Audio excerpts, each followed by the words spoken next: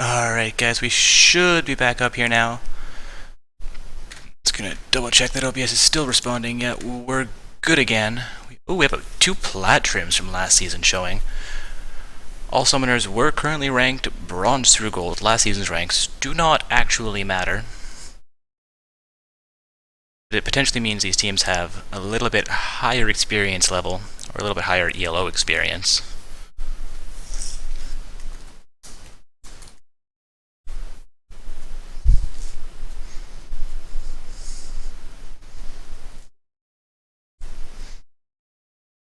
Both teams sitting at 100% aside from the Vi. Define Death not actually able to load into the game yet. We'll see if we start the game without her and end up in a pause screen. Also, let me know, guys, if the volume levels are appropriate once we get into game here. If you can hear me over game sounds, if I need to adjust anything there, or especially if the stream goes down like that again. I do apologize, my OBS decided to freeze up there.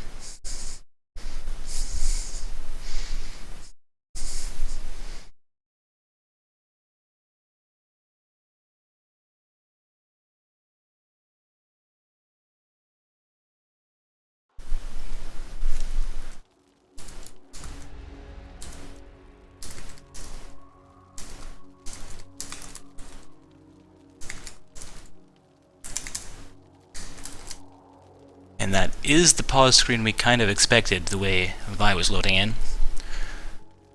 Just waiting for Vi potentially to reconnect, and we see it reconnecting there. Looks like purple side, that is Imagine Reality, looking to get the game started up again, and Minions in Disguise agreeing to it, so this pause should be dissipating momentarily. Get us into the game, see if there's any kind of level 1 action in those jungles.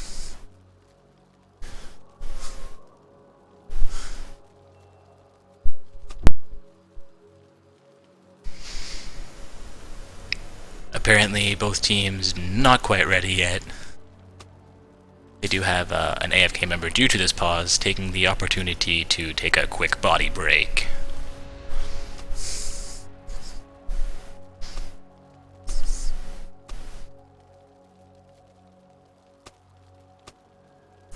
And we're at the pause timer counting down. Back into the game, guys. Both teams coming out of the base. Vi going to be a little bit behind here, having connected late, but she gets her items bought fairly quickly. Bare seconds behind the Vayne coming out. Aatrox going to defend that topside jungle for blue team.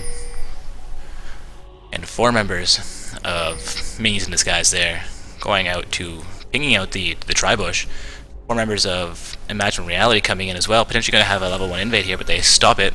Seems like they're just setting up to defend against a potential invade. Lee Sin starting to get that Lee Syndrome on.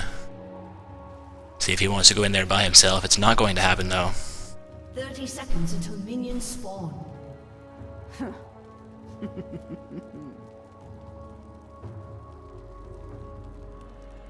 I am fairly surprised there was not a level 1 invade here, with the Morgana Lee Sin combo as well as Yasuo. There's a fair amount of damage coming out. Caitlyn also having a fair amount of damage potential there, level 1.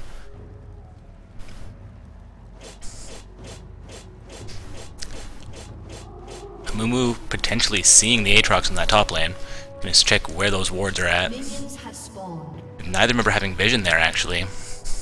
So they are just defending blindly, potentially. Vayne and Leona having some fun in that choke point.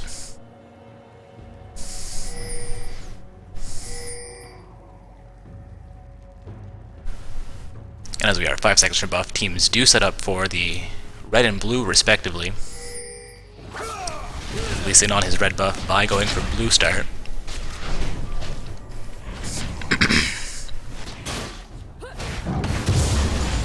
Morgana and Caitlyn with depletion head to the lane. We'll see who gets to those lanes first. Having that level 2 advantage as you hit level 2 before your opponents can be quite an advantageous situation. A little bit of trading going on in the top lane. Mumu taking a little bit more pressure than he wants to there. We'll see what his answer for that is.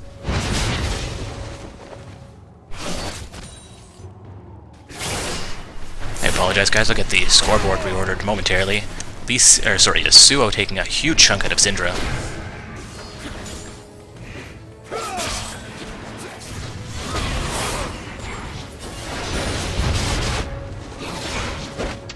More action in the top lane. Amumu is actually all over the Aatrox. We'll see if he can take her down. She's down to 200 HP.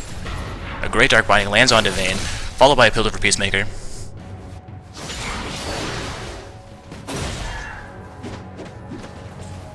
I think the scoreboards are ordered accurately there now, with the top laners on top, jungles just below them, mid lanes in the middle, and then the bot lane pairing with support on the bottom. If that needs to get adjusted, just let me know. Yasuo lands a great Q onto Syndra, and Aatrox is all over Amumu. There's a gank coming in from Lee Sin. This could be Amumu's first death. This could be first blood coming out right now. Down to 100 HP.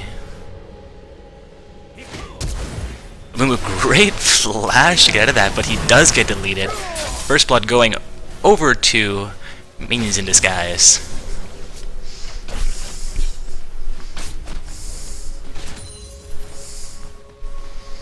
The bot lane pairing seeming fairly even. A Dark Binding comes out from Morgana onto that Vayne. She has a huge punishment. Down to 200 HP, we'll see. Not going to result in her death, though. Hitting me is like boxing with shadows.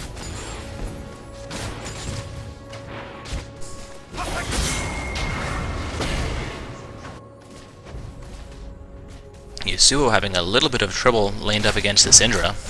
Great Dark Binding comes out, but it lands onto Leona instead of the Vayne. Not the situation Morgana was looking for.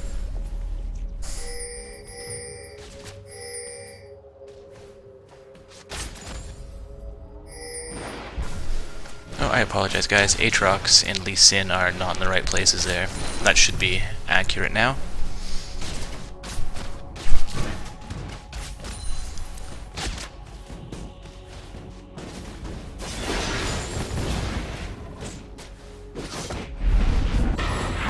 Aatrox and Amumu completely even in farm. Amumu actually just picking up one more CS than her now.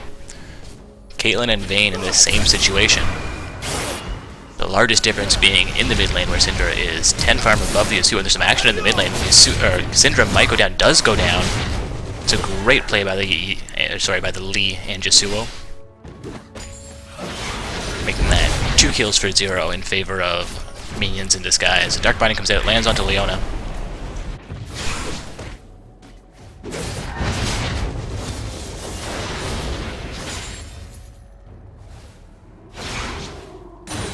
Twitch chat saying Morgana MVP. Morgana is doing a great job landing her Dark Bindings. Let's see if she can get them onto that ADC, the target she really wants to lock down. This top lane matchup went from fairly even to Aatrox being 10 farm ahead. Not the situation Amumu wants to be in. A full level behind her still.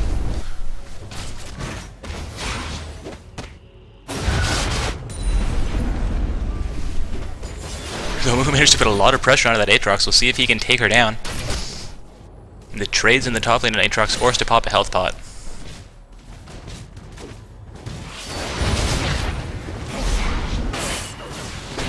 Yasuo onto Syndra in the mid lane, eats the stun, down to a quarter HP. And they're still trading in the top lane.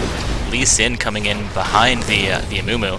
Aatrox pops her passive, will survive this, and Lee Sin pops a Q to take down Amumu.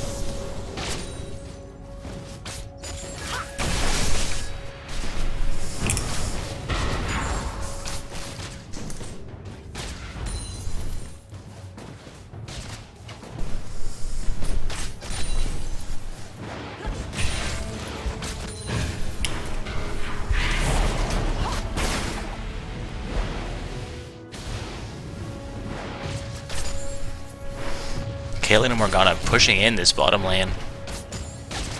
Caitlyn actually slightly behind farm to this Vayne. Leona having 8 CS as well over the Morgana's 1. Dark Binding comes out, but Vayne tumbles away.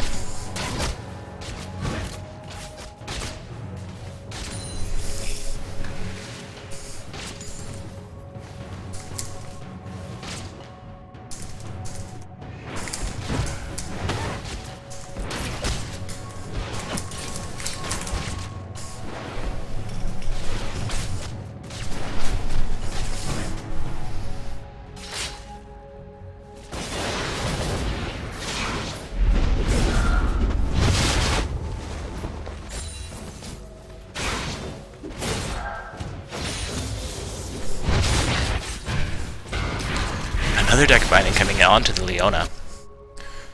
Morgana doing a great job of landing these Dark Bindings. Unfortunately, they're not connecting with the optimal target. Still a decent amount of damage, a decent amount of lockdown coming out from her, allowing Kate to get the farm control she needs. Caitlyn now ahead of farm from the Vayne. Leona engages, and Vi's going to come in on this. We'll see if it's going to be enough. Caitlyn seems to be getting out. Morgana gets caught up, but it gets out as well. Caitlyn now down to 100 HP. Another auto attack might do it, but she pops her heal to live through that as Vayne tries to dive her. Vi gets locked down by the Dark Binding, not quite in turret range. She does survive.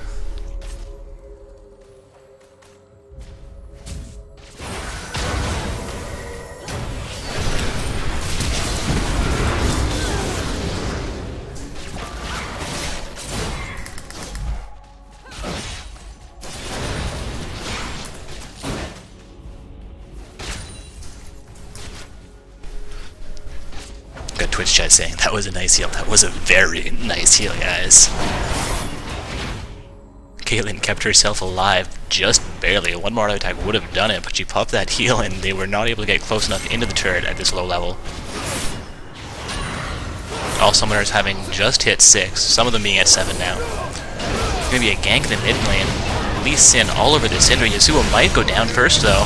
Yasuo pops his ultimate to live. Ignite on him will not be enough to take him down. It's another kill going over to Minions in Disguise.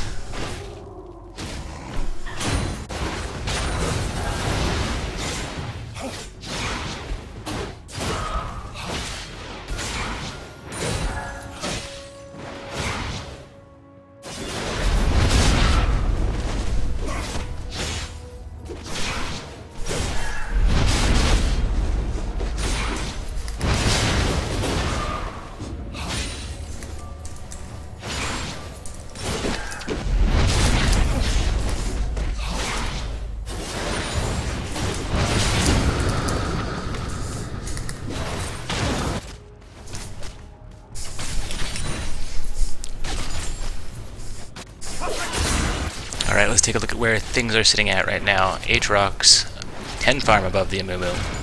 Amumu actually free farming in that top lane right now though, putting some pressure onto her turret.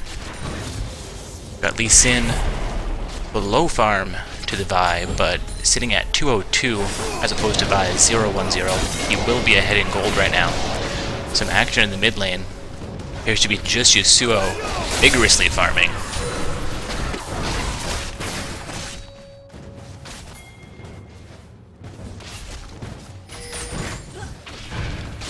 Dark Binding comes out but cannot land on that one even at max range.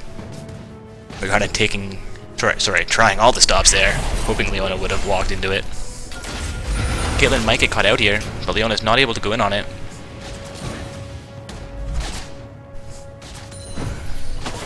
Dark Binding comes out, Vayne tumbles and it just misses. Vayne and Caitlyn still fairly even in farm, only a 4 CS difference. Caitlyn up by 1 kill, however, and the itemization path difference will make her a little bit stronger, though Vayne has a fair amount more sustain right now.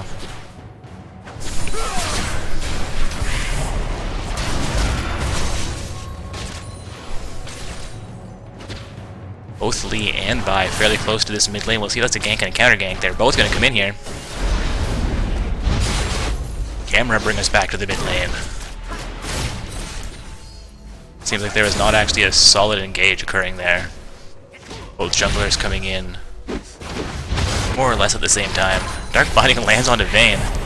Caitlyn under the turret, pops filter for Peacemaker, stays alive but is not quite able to take the kill, getting both Leona and Vayne down to 200 HP. Amumu doing a great job pressuring the Aatrox in the top lane, down by 10 farm, but managed to keep her at about half health right now.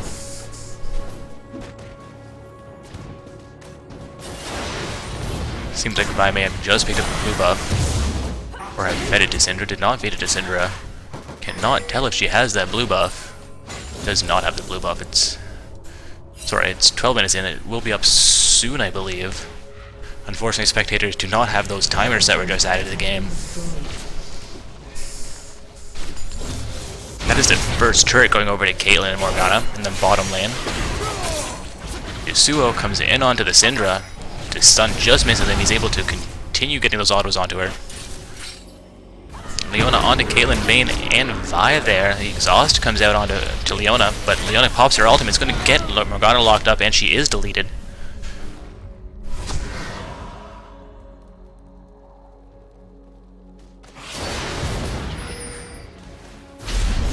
Some great plays coming out of the Morgana, but not quite enough to keep her alive in that situation.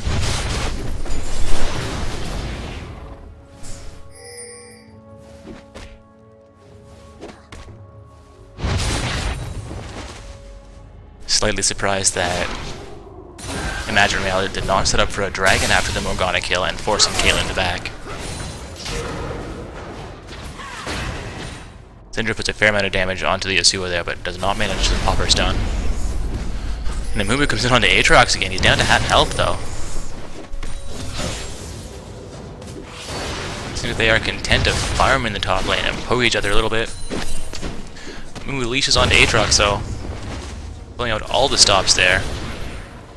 That is all three of his abilities coming out. Well, aside from his ultimate.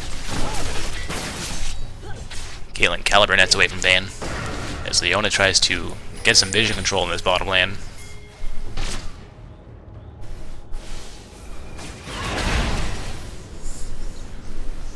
Lee Sin comes in for a gank, but it's not successful.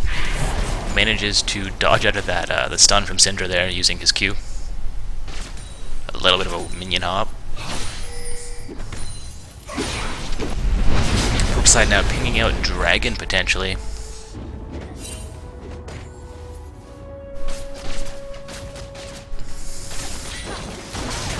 Leona leashes onto Caitlyn, catches her as she pops the Caliber net.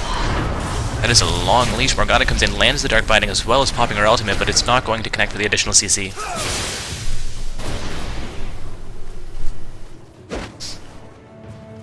Oh, the Bandit just misses Aatrox. I would have pulled a Mumu right into turret range. But may have been enough for him to take the Aatrox down. Though her passive is probably ready. Morgana clearing a vision ward by the dragon, gets pinged out. Nobody actually able to get there though. Lee Sin back in the top lane, a fairly successful gank, forcing the Mumu right out of his lane. The Mumu pops his ult with Lee Sin just out of turret range, so he will survive that. And a mid lane turret goes down to the Syndra Vi combo. Caitlyn and Morgana coming up to the mid lane though.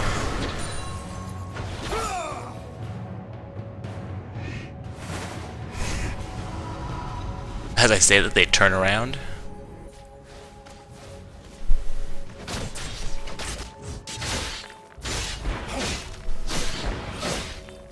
Aatrox now pounding away on this top turret by attempting to respond to it with Shoop. She gets there in time. That will not be a top turret for Aatrox. One more hit would have done it. Vi putting a huge punishment onto her. Popping Aatrox's passive. She gets back up to half health. We'll see if it's going to be enough for her to get away. Pops her flash. Mumu now coming in by with the Piltover or whatever she uses to jump right in there. Gets the kill onto Syndra. I mean, it's Aatrox. Nearly evening out the kill score. Blue side, however, is setting up for this dragon. They will initiate it. They have 4 team members here. Looks like Vi teleporting in. How can Vi have teleport? No, Vi was going back. Dragon goes down to Lee Sin picks it up, but it costs them Morgana. We'll see if Caitlyn can get this. She is exhaust flashes over the wall.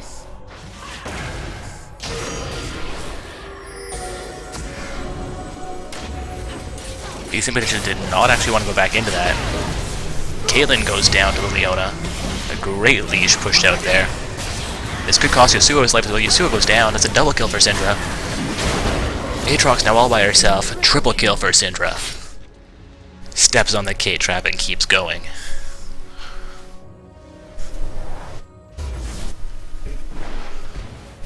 Once again, guys, this is round 1 of Not So Stock Gaming's amateur bracket tournament. We do have 16 teams participating tonight. Mumu now onto this inner turret. See if he can take that down before anybody's able to respond to it. Lee Sin choosing to go mid lane. Prepares to divert, heading top. Mumu was going to fall off of that turret though. Imagine Reality doing a great job of making comeback, starting out 5-1 there now, 5-8, with a 2.5k goal lead. Sorry, just a 2k gold lead, still impressive. 2 turrets to 1 Vayne and eats a Dark Binding. Caitlyn comes out, tries to pop the Pillar of Peacemaker, does not connect though.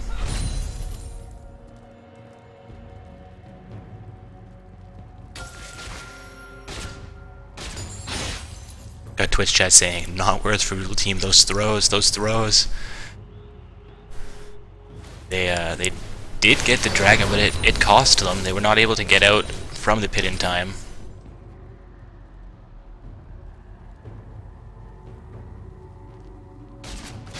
Maintaining objective control is extremely important, but maintaining vision control throughout your objective taking is equally important. So you can see the other team trying to respond to you. Dark Binding just misses the Leona. Vayne tumbles in, tries to get a little bit of damage onto Caitlyn, chooses to farm instead.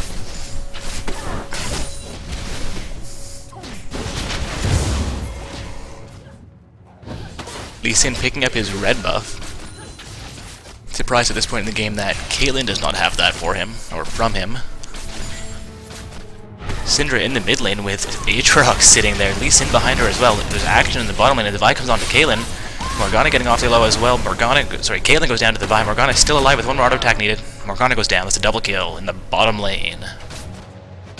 Syndra somehow getting out alive as well with Yasuo and Aatrox both in the mid lane.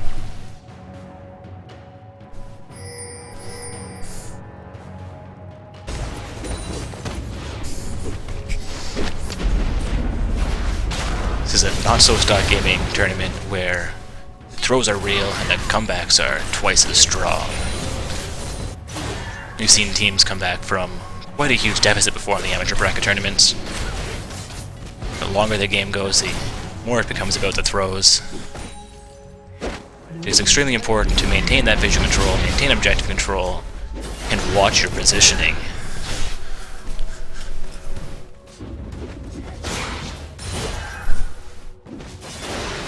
Twitch chat saying wards OP. Yes, they are. And as you can see on the map right now, blue side, that is Minions in Disguise is doing a great job of maintaining vision. Lee Sin potentially going down to this Leona Vayne combo here. He does go down to Leona. Vayne not able to get the last hit there. Kill secured. Amumu, great job of leashing in onto this Aatrox. There's a fair amount of damage. We'll see if he can take her down. The ultimate gets popped. She's down to 50 HP. Her passive is active though.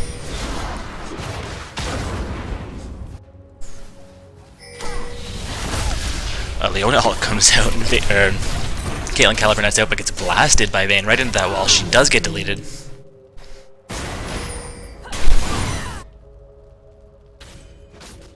Vayne, as we've hit the 20-minute mark, has come into her own. She has completed that Blade of the Rune King.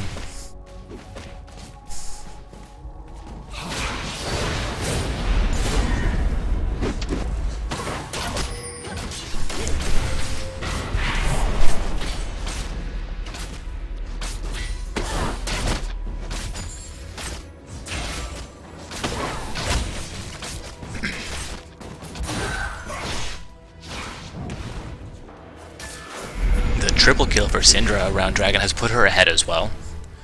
She's also up about 40 farm, almost 50 farm on the Yasuo. So she's completed both her Deathfire Grass as well as an Unholy Grail to Yasuo's Static Shiv.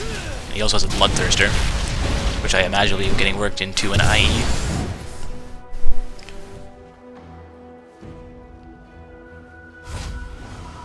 Minions in Disguise now behind by 5k gold. Having dominated the first 10 minutes of the match, they have lost their advantage. We'll see if they're able to bring this back.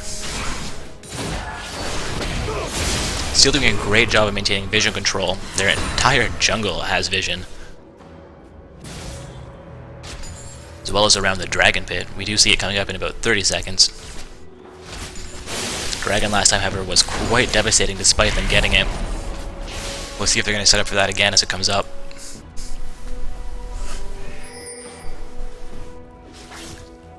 Yasuo taking down the vision ward he found. Nobody able to respond to that. Mumu throws the bandages but misses. Content to farm after missing the bandage toss. And we have Vi clearing more vision wards. Both teams fighting to maintain vision control here. And it seems like they might set up around this dragon objective.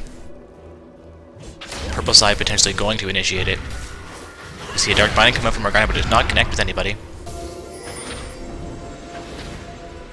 Imagine Reality right in that dragon pit, clearing those wards. The Dark Binding connects to Leona, not the target you would want.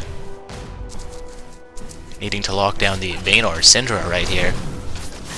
They will initiate the dragon.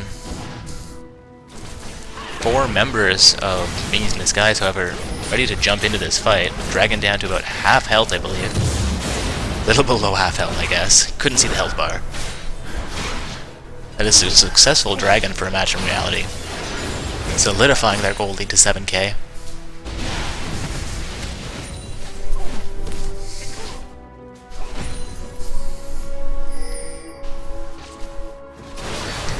The Amumu pick in the top lane working out surprisingly well. We see his bandage toss land there, but Aatrox jumps out at the same time, causing a very odd effect. Vayne all over this Caitlyn, and Caitlyn goes down again. Vayne doing a great job working in the bot lane.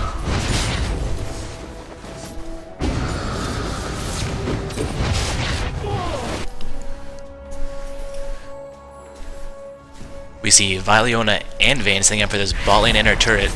Morgana there to try and defend it, but it will not be enough. Vi comes in on her, Vayne behind the turret as well. Morgana tries to pop her ult, well, it does pop her ult, but it's not going to be enough to keep her alive. All 3 members of Team Imagine Reality, they're coming past the turret, going full ham to take that kill, and now able to set up for that turret as the minion wave is still on it. A great job of by Imagine Reality, pushing their advantage. Amumu now able to take this top inner turret as well. Some action now into the mid lane as the bot trio decides to rotate. Syndra is making it 4v2, 4v3 as Caitlyn comes in.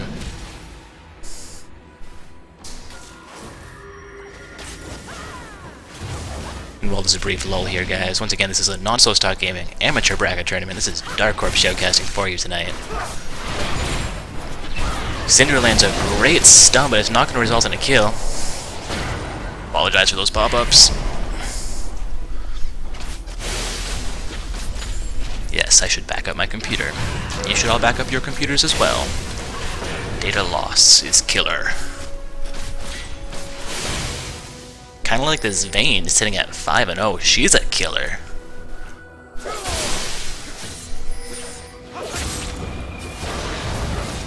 Dark Binding comes out but is not able to connect. Yasuo's Q comes through as well. The Tornado does not hit anybody though. Minions in Disguise not getting the initiate they want here. Amumu comes in, is under the turret though, backs out. A great bandage toss onto Aatrox, not afraid at all of that team. Willing to go in 5v1. He is a beast.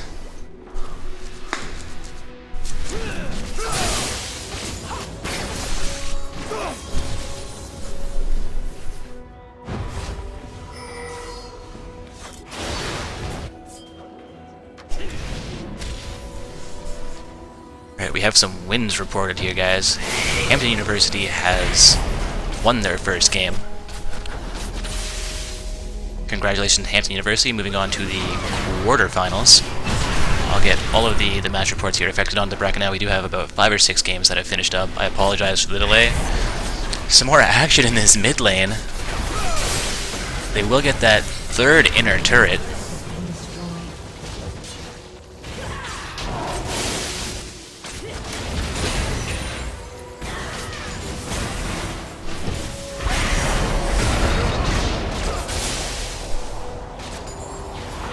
Imagine Reality still sieging this mid lane, doing a great job of dominating their opponents. Now they've picked up an advantage. They're ahead by 11k. Amumu comes in over the wall. A great ult there after the first kill.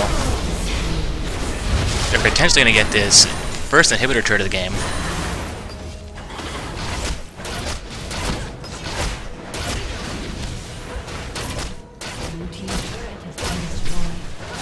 That is it. First inhibitor turret is going to be the first inhibitor as well.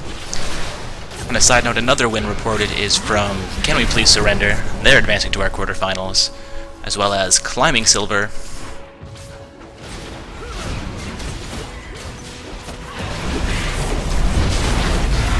That is the second inhibitor going over to Imagine Reality. This could be the game here if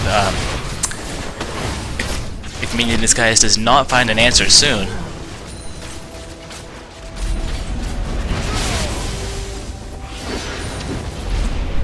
Cheap Cheap Cheap has advanced to the quarterfinals as well.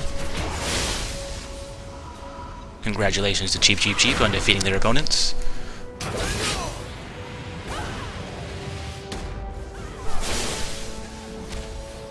Imagine Rally choosing to fall out of the base here, having just taken 2 inhibitor turrets as well as 2 inhibitors. A great performance so far.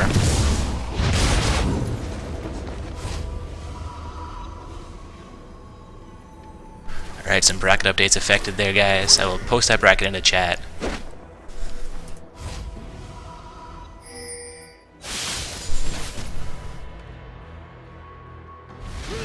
It appears we are just waiting on 3 more round 1 games to finish up, including the one we're watching. That's a great shutdown on Devane. First death of the game. I believe she is crying right now.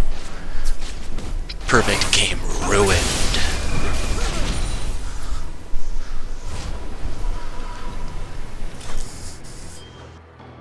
Leona now the only champion in the game with 0 deaths remaining. Always an impressive feat at the 30-minute mark. Once again, guys, if you are participating in tonight's tournament and you've reported a win, go ahead and check that bracket, make sure it is showing now. I've just affected all the win reports that we got. Congratulations to all teams that have made it into the quarterfinals. Got a question in Twitch chat, is the amateur tournament every Sunday? Yes, it is. We will be announcing our August schedule sometime this week. I just have to get that, set up for you guys, and then the registration pages as well as info pages will be available. We will be maintaining the 3 tournament a week structure throughout August, as well as adding potentially 2 ARAM events. I believe we have 1 scheduled right now that is official. Yasuo coming in onto the Amumu. It's going to be a 4v1. Amumu pops his ult, hits all 4 of them, doing a huge amount of damage. He does get shut down without a kill, though. Impressive plays from that Amumu, distracting the entire enemy team while Imagine Rally takes that dragon. Going to force 4 members to go back to that pool, get their HP back.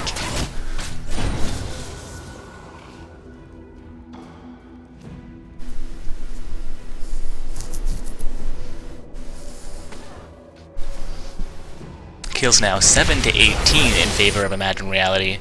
Turrets 8-1 once again in favor of Imagine Reality. They do have a 14k gold lead. Coming back from that 5-1 deficit early game, they have done a great job tonight. We'll see if Minion in Disguise is able to find a solution for this lead they've gotten themselves, and is actually able to shut down Imagine Reality, potentially coming back from this huge deficit. I have seen bigger throws as we get to past the 30-minute mark and into the 40-minute mark potentially. A single pick could lead to a thrown team fight, and a single ace could lead to that game just ending in a very unexpected way. Imagine Rally being fairly aggressive, sieging this bottom lane turret. It is allowing a fair amount of minion pressure into Minion in Disguise's base, and Amumu's going to try and split push that off. Maybe he's not, he's going to come back in for the team fight. They are sieging this bottom lane turret awfully hard.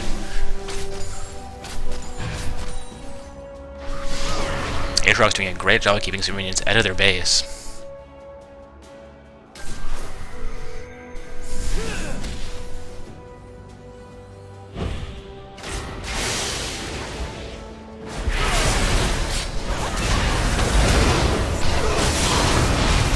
Imagine Reality goes in for this. Going to be a huge team fight here. Caitlyn goes down.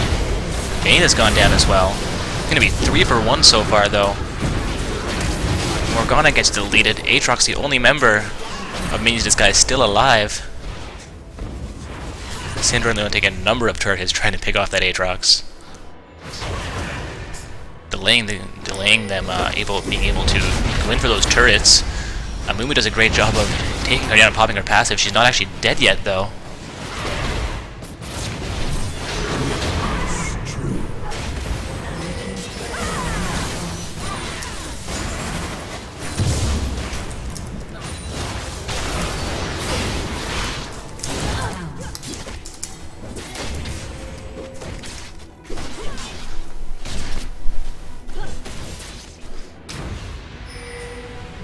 Fiend in Disguise still in this game. Aatrox having done a great job of defending that base once again.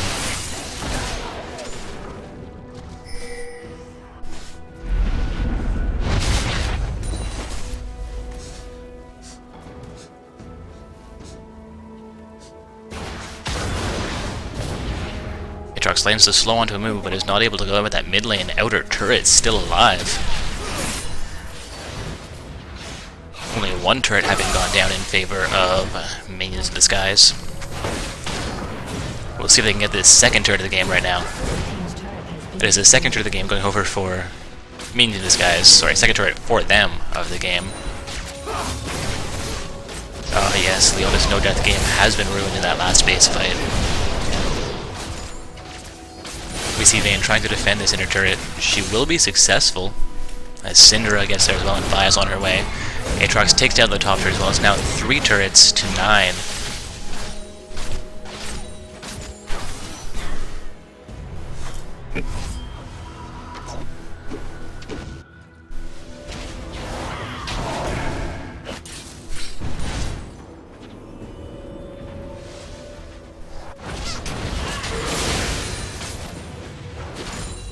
Both inhibitors have respawned for Minions in Disguise.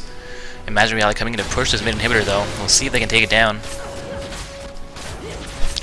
Potentially fighting a 4 versus 5 here if Minions in Disguise can set up for it. Leona needs one more hit onto that inhibitor. It does go down. It comes into the center of everybody. A move coming in a little bit late. Aatrox has already been deleted. A move now into the fight. 3 kills to 0. Just Morgana alive now. Morgana taking huge pressure from the Vayne. Gets out almost alive. It's a quadra kill for the Vayne. No Penta, no Penta. Will be 1 Nexus turret going down. 2 Nexus turrets going down. And with 20 seconds remaining, that is the game. Congratulations to Imagine Reality. Made your way to the quarterfinals. We'll get that win reported. Oh, look at that. No victory button. This is the 3rd night in a row that Raito's doing this. GG Rito. So we have to exit this game. Yeah, we'll get ourselves into the next one.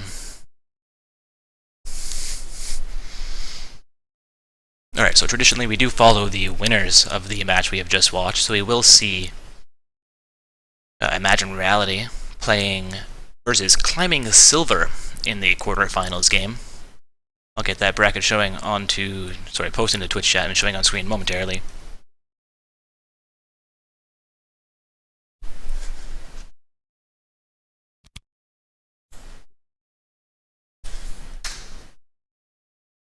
Potentially here waiting on the thing to refresh, and then 2 more teams to get into the quarterfinals. I'm just going to check those match reports, see if either of those teams have finished up. In Your Gravity reporting a round 1 win versus Bacon Lovers. Bacon Lovers not successful in making it to the quarterfinals. I love Bacon, and that is shameful to see them gone. Refresh this window here, and we see In Your Gravity has made their way to quarterfinals. Now just waiting on the matchup between Z Luxury and Juanito Taquito. But while we wait, I will find a summoner from Imagine Reality who is supposed to be forming up the game versus Climbing Silver.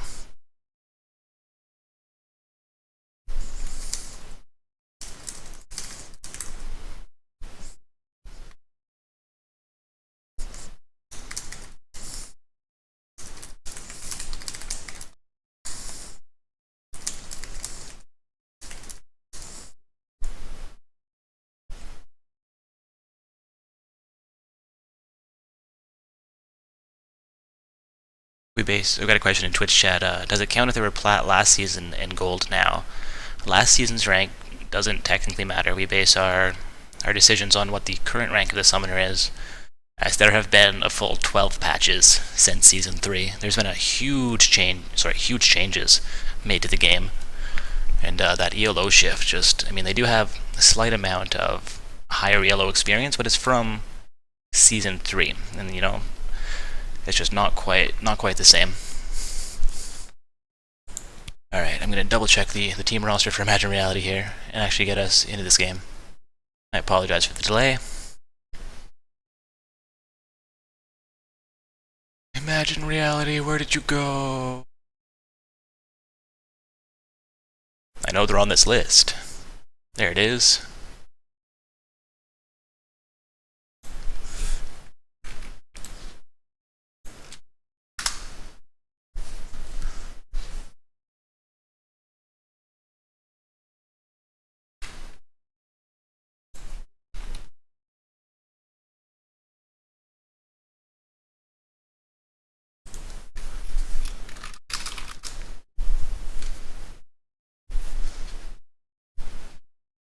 Alright, gonna potentially get an invite here, and we'll get the round 2 game started up momentarily. Once again, guys, this is a Not So Stock Gaming amateur bracket tournament. Summoners must be ranked bronze through gold in solo queue to participate.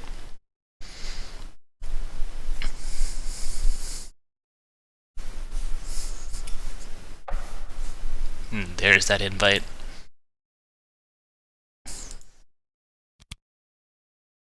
We're going to be watching Imagine Reality on blue side versus Climbing Silver on the purple side. We're going to see 4 gold summoners versus 4 gold summoners, as well as 1 silver on both teams. Should be a fairly even matchup.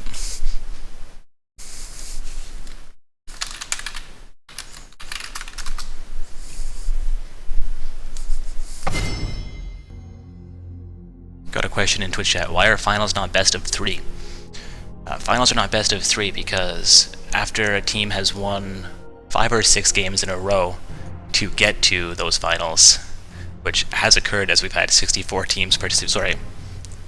36 teams participating as I think our largest event. So it was 5 rounds or 6 rounds total. And once you get to that point, you're a little tired. It's about 12 a.m. or 1 a.m. in the morning. And teams just have not opted to go for a best of 3 format. We've had requests for best of 3 from some participants, but every time we actually get there with the teams in the finals, they prefer the single elimination format.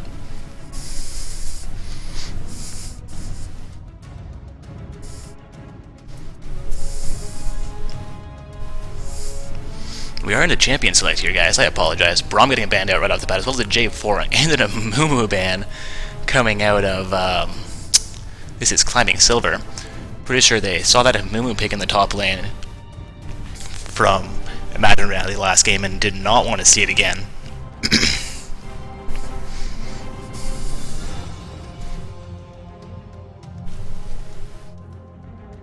Final ban from Climbing Silver turns out to be a Syndra, which we also saw played last game by Imagine Reality. Imagine Reality having banned out Braum, Kayle, and Tristana. Tristana, a very strong ADC right now. Takes a little bit of time to come into her own, but once you reach the mid and late game, she is a force to be reckoned with. Zilean getting hovered over. We do have Aurelia and Lee Sin locked in for Climbing Silver on the purple side, as well as Thresh Lucian bottom lane for Imagine Reality. We see the Zilean getting swapped out for a Garen. Still not locked in, just hovered over.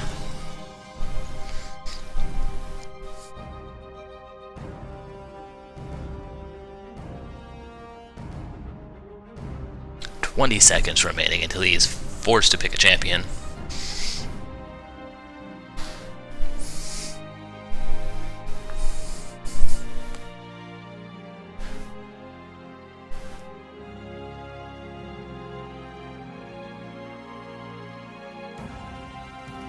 It appears the Garen will get locked in, potentially going to be their top laner. We did see a very odd top lane last game as the Amumu, potentially picking a more standard top laner this game. Morgana and Ezreal getting hovered over. Morgana and Ezreal bottom lane combo would be interesting. Ezreal showing heal as well as the Morgana though. Would not want 2 heals in 1 lane potentially, so that could be a mid lane Morgana. We'll see what the last selection for Climbing Silver is. Vi getting hovered over for Imagine Reality, not quite locked in yet, but we did see a Vi in the jungle last game.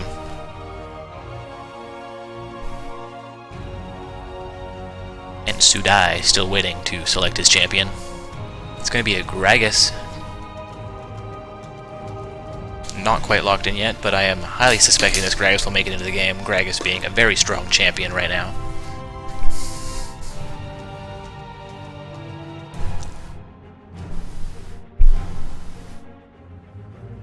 Gragas does get locked in. We'll see if that turns out to be a top or mid lane Gragas.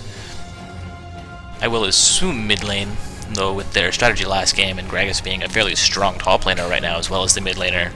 We'll see if Garen potentially goes mid lane, but if Fizz getting Howard over here would make a fairly hard matchup, I believe, for Garen. So we will potentially see that Morgana as a support. Double heals in the bot lane is a questionable choice. We see Fizz and Morgana trade, making that heal make a little bit more sense. So that will be their mid laner who had selected Morgana, but he's going to be playing a Fizz. Morgana having exhaust now after the trade, seeming very much more supporty.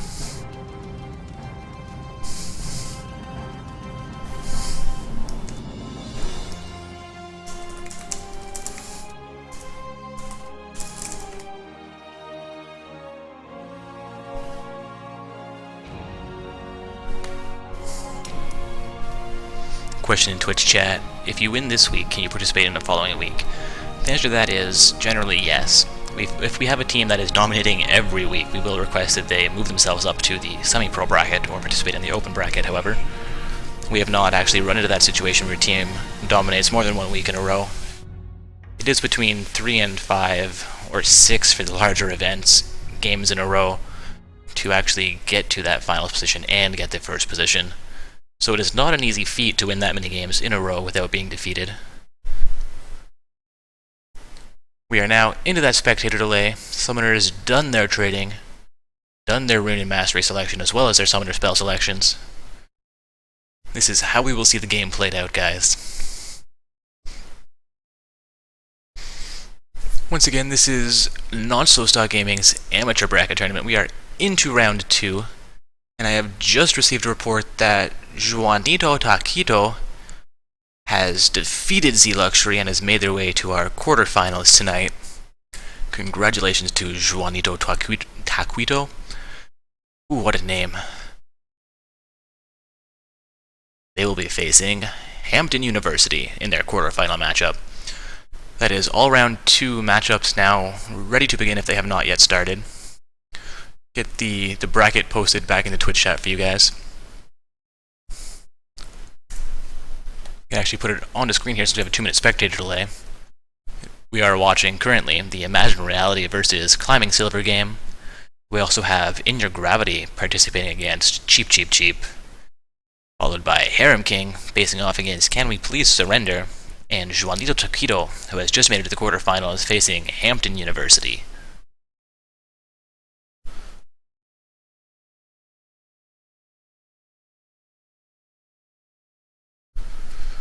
Now just a minute and a half of spectator delay remaining. Let's take a quick look at these team compositions. Sitting on Imagine Reality, we do have 3 fairly tanky champions, potentially 4 depending on how Gragas builds. I have seen him with a fair amount of beef. We'll see if Lucian as the only real ADC there, AD carry. I guess that's a very poor way to phrase it. The only real carry who does solid AD damage in an efficient way. Yes, will be enough damage for the Imagine Reality team to pump out against the Fizz Vi Morgana combo, who all do a fair amount of damage, as well as the Aurelia Lee Sin. I mean, Gragas as well as Vi will be doing a fair amount of damage for them, as well as the Garen with his ultimate as that silence. However, with the 3-4 tank composition, depending on how they itemize, it could be a late game problem. Of course, that is likely a very, very poor analysis by me. I doubt they will actually have any kind of damage issues with the champions they have selected. They have enough beef and enough damage there to potentially win a fair amount of team fights. They did a great job coming back from a deficit last game, and to dominate their opponent's last game actually with that. It was a Vayne as opposed to a Lucian though. And as I was about to get into Climbing Silver's team composition, we do hit the load screen. So we'll take a quick look at those trims, and I will take a quick look at their champion selections once again. They did have the Aurelia Lee Sin. Slowness, black screen. We'll get there. Aurelia and Lee Sin being two really strong champions. Aurelia capable of diving fairly early, at least as soon as she hits 6.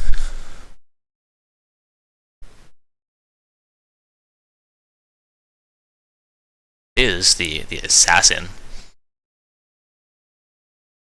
We'll see how he matches up against the Gragas, if he can maintain enough farm and get enough Roman to scale into late game. Lee Sin, a strong early game champion, will be potentially doing a lot of ganking for his team. Once again, we're watching a Lee Sin versus a Vi matchup, so this appears to be a skill matchup through the mid game, while Lee Sin falls off a little bit late game and Vi does come into her strength.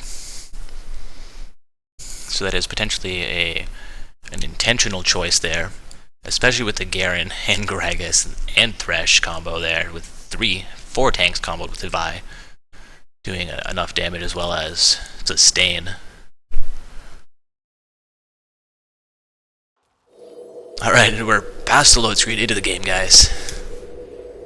Apologize if I've talked your ear off a little bit, bored you potentially. My very poor analysis of this game. Or at least of the team compositions. I am a silver support main. Yes, my amazing silver rank.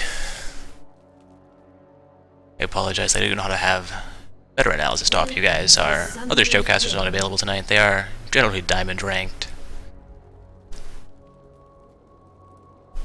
We do have a number of silver analysis as well.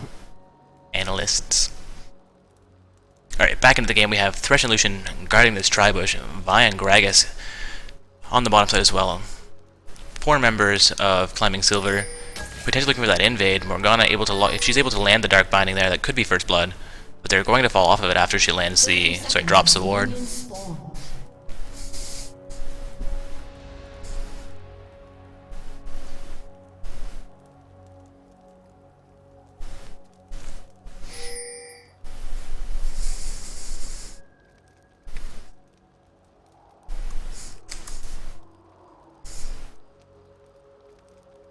Seems like both sides will be content to defend their jungles.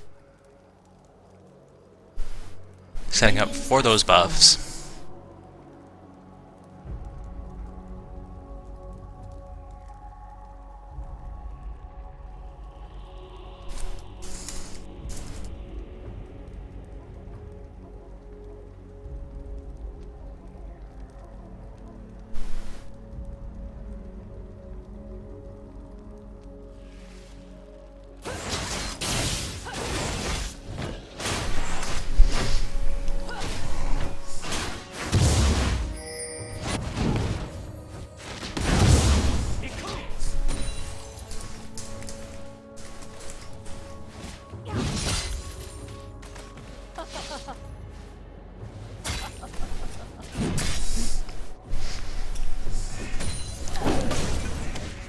Gragas body slams into the Fizz.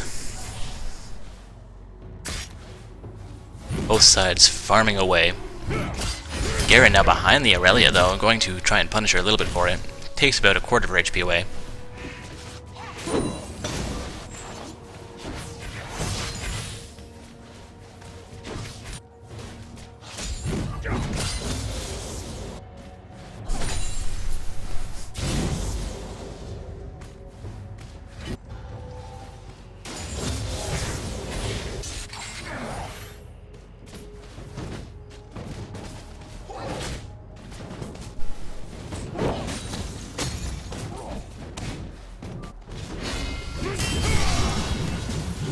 Garen still punishing Aurelia, checking her down to about half health there and forcing her to pop that health pot.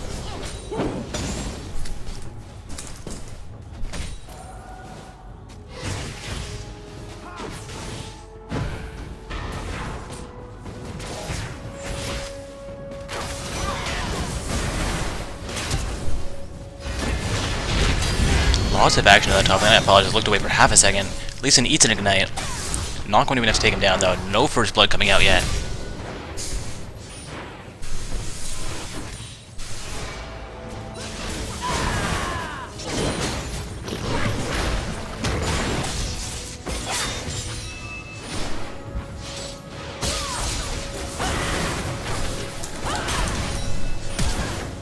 Aurelia almost goes down. Vi comes right in the turn range, gets away with 50 HP. We'll see if Aurelia can catch up to her. Does not choose to capitalize on it though.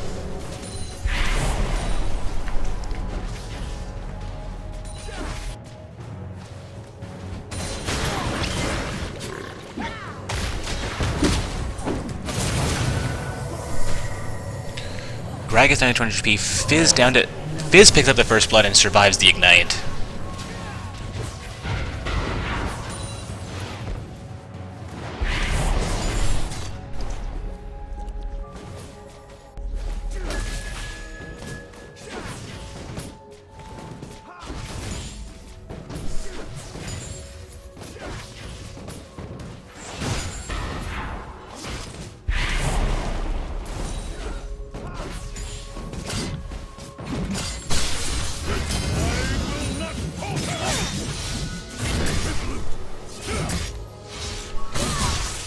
Garen and Aurelia both getting fairly low during this exchange.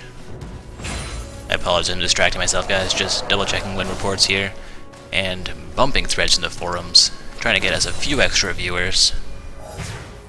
With the switch from the forum to the boards, I completely forgot about the old forums, which are apparently still active.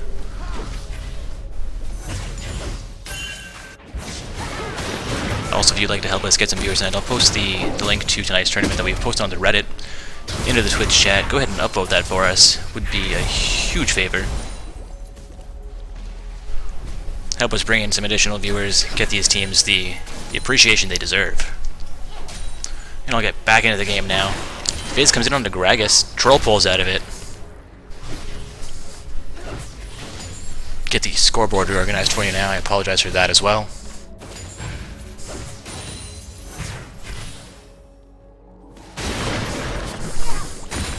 Gragas down to 200 HP, one more auto attack might do it. Gragas goes down a second time to the Fizz. Fizz is down by 4 farm, but up by 2 kills against this Gragas now. Doing a great job of maintaining dominance in this lane. We'll see if Imagine Reality has a response for the Fizz.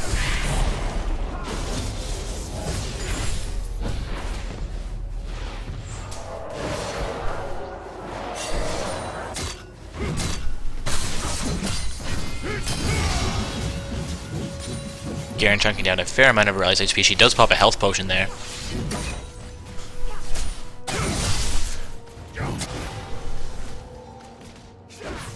The bottom lane matchup currently going in favor of Lucian. He is up 15 farm on the Ezreal. No kills going over in this bot lane yet, however. Thresh versus Morgana matchup, a fairly difficult matchup for the Thresh. As we see the Black Shield come out onto Ezreal right in time to stop that death sentence. Dark Binding comes through but does not actually connect with him. That is exactly why it is a difficult lane for that Thresh. Black Shield can be huge problems. Gragas putting pressure onto that Fizz.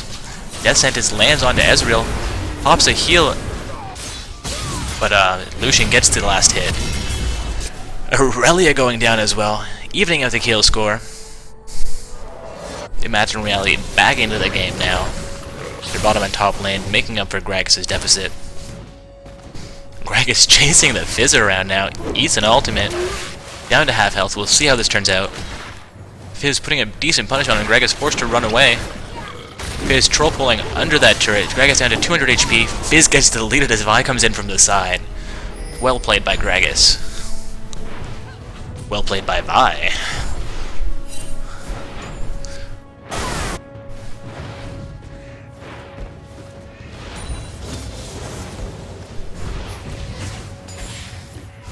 Ezreal and Morgana Ezreal back to the lane. Morgana now going to recall. Thresh and Lucian having a recall together. We'll be back out to the lane momentarily. We'll give Ezreal about 15-20 seconds to free farm, however. Letting him potentially catch up a little bit. He is down by 20 CS right now.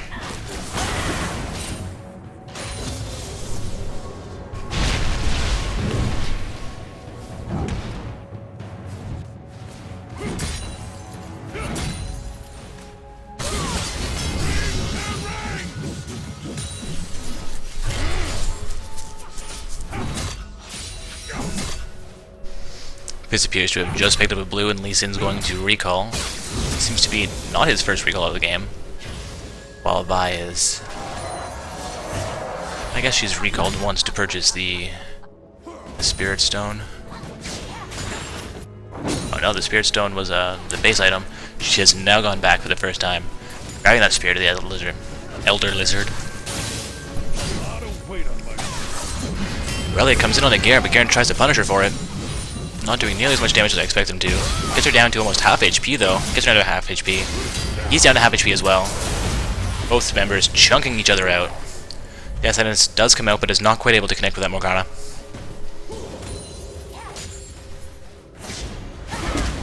Fizz comes in onto Gragas, but he stops him with the body slam.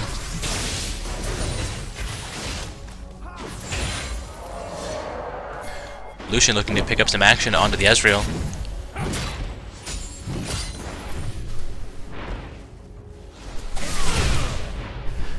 Lee Sin comes out for a gank onto the Garen, blasts him towards that turret, not quite able to get him into turret range.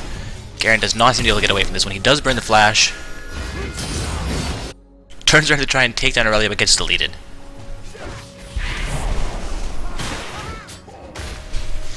Making that 3 for 3. Imagine Aurelia up by 1k right now.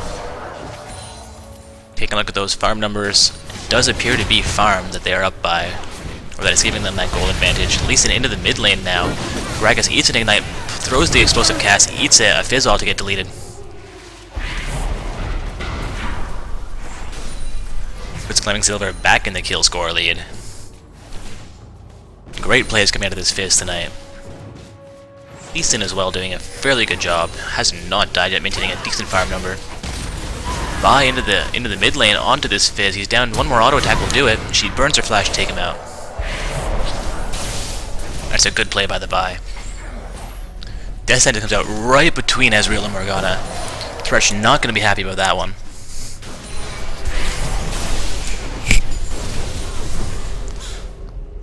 Dark Binding comes out but does not connect with Lucian.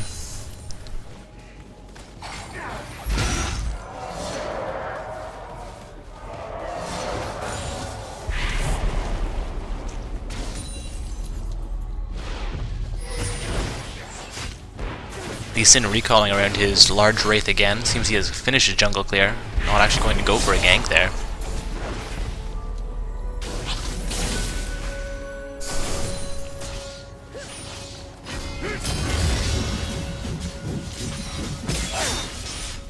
Kill score now even. I missed. Oh no, that was the Fizz dying the Vi that evened it out. Garen doing a great job in the top lane against Aurelia. Sitting up by only 13, 14 farm. Up by 1 kill, though he has died as well. The kill did go over to the Lee Sin instead of the Aurelia. Gragas goes down in the mid lane again. Fizz doing a great job of showing his dominance here. This is a hard matchup for the Gragas. Garen might not be able to get out of this one alive. He does go down. Well played by Aurelia, popping Aurals on him to take him out. Garen was not expecting quite that much damage to come out from her. Could be a bottom lane turret here, but Morgana comes in, popping her ultimate. Lucian drops the culling, and Vi comes in. It's going to be a kill onto Ezreal by the Lucian.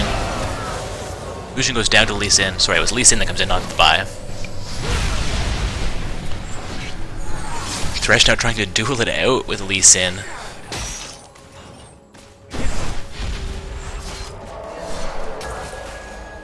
He proves successful as Lee Sin is forced to fall off without being able to take that kill.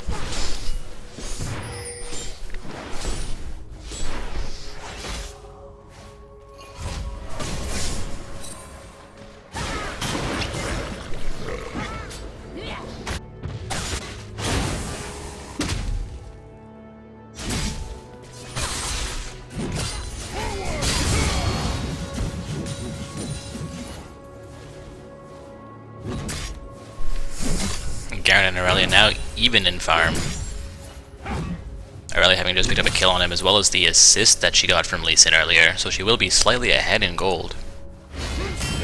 Neither member seems to have recalled recently in order to make a purchase though.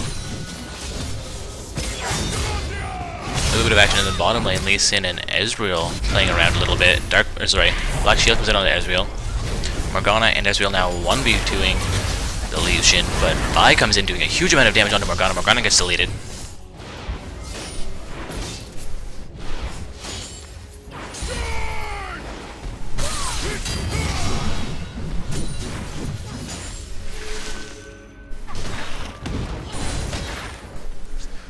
Fizz picks up a blue buff, and Imagine Reality sets up for a dragon, which will be contested as Fizz and Ezreal seem to know what's going on. Leasing in the top lane against Garen. Vi smites that dragon down. That is the first dragon of the game going over to Imagine Reality. Imagine Reality now up 3k over Climbing Silver. Kill score is even. 0 turrets to 0 so far. As I say that, Lucian picks up the first turret of the game. First of the game going over to Imagine Reality on the blue side. Once again, guys, this is a Not So Stock Gaming amateur bracket tournament. We are currently in round 2. We are watching Imagine Reality on the blue side versus Climbing Silver. Garen picks off his top lane turret. Allowed to free farm a tiny bit too long there. Aurelia comes in onto him though, chunking away his HP. Morgana in the mid lane eats a death sent. It's going to be a 3v1 here as Fizz just runs away.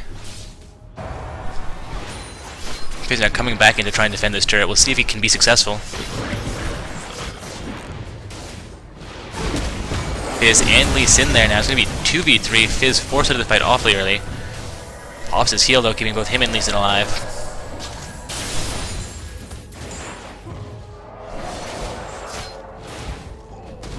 Great plays by both sides so far. Kill score fairly even. A third turret of the game, third in a row going over to Imagine Reality. However, Aurelia responds in that top lane by taking the top turret.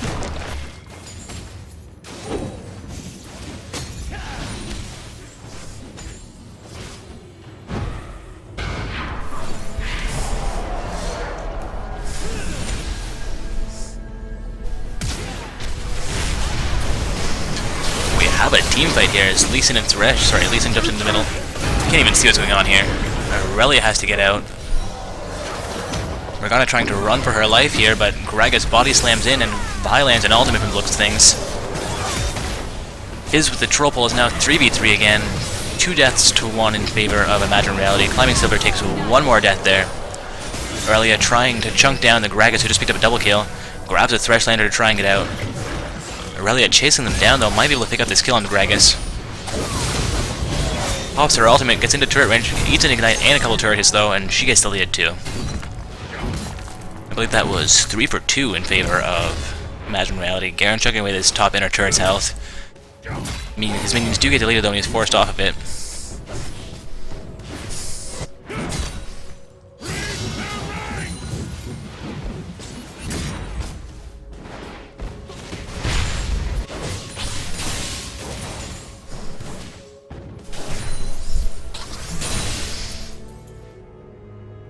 Lucian clearing that entire wave in 1 hit. Showing the strength that Lucian is slowly picking up, even with a very small amount of itemization there. I apologize, he does have an Essence Reaper. I'm just not familiar with that item, I guess. 80 attack damage, 10% lifesteal, 10% cooldown reduction. Impressive. I do not know when that was added to the game or if it was simply a modified skin. Lucian likely going to be building a Triforce after this. Ezreal already completed his Triforce. It seems that Aurelia is building towards a Triforce as well.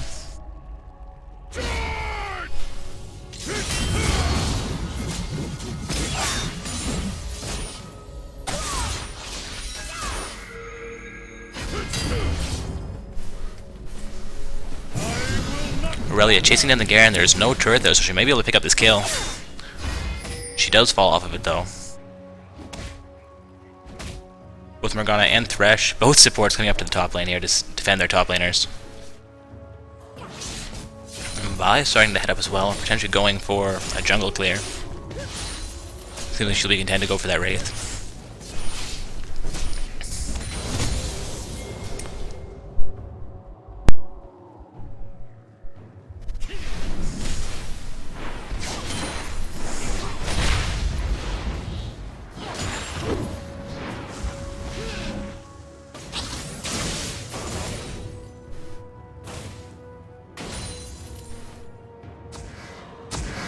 taking a quick look at things, the farm numbers across the board. Top lane is fairly even. Jungles are divergent by 20 with a fairly even kill score, meaning that Vi has a slight advantage in gold. Gragas now a solid 35 above the Fizz with the same amount of kills, but 2 more deaths than him, making their gold score fairly even as well. That's a turret going over to Ezreal in the bottom lane.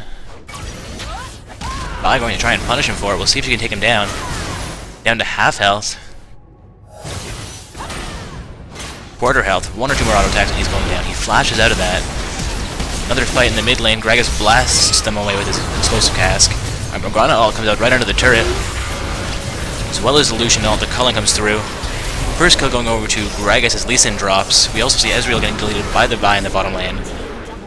And a double kill goes over to Fizz. That's 3 for 2. Well, 3 for 1 in that fight, with Vi picking up a second kill for Imagine Reality in that bottom lane. I believe that may have been a 3v5 fight as Garen was in the top lane taking that inner turret. Fizz and Morgana are going to try and take this mid-outer turret. See if they can make that a 3rd turret of the game. And Ezreal ult comes through. That is the turret. Vi comes in behind Morgana. She might get deleted. Morgana with the black shield. She goes down though.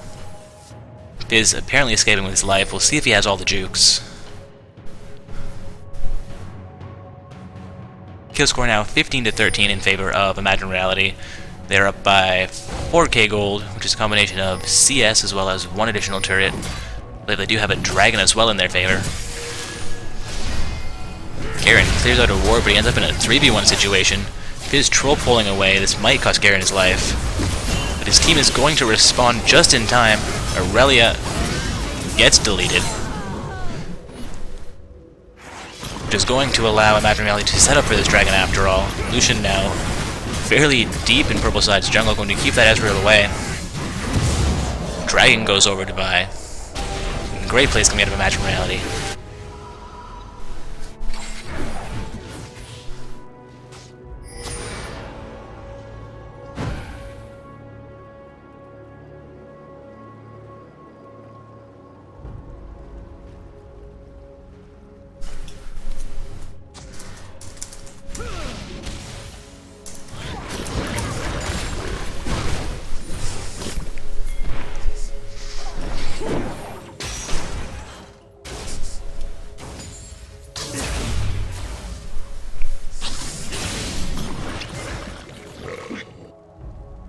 A little bit of a lull in the action as Lucian tries to poke down the entirety of Purple Team, but does not actually engage them. Gragas goes to body slam in there, but they again once again do not engage, and a death sentence lands on Morgana. Still no fight.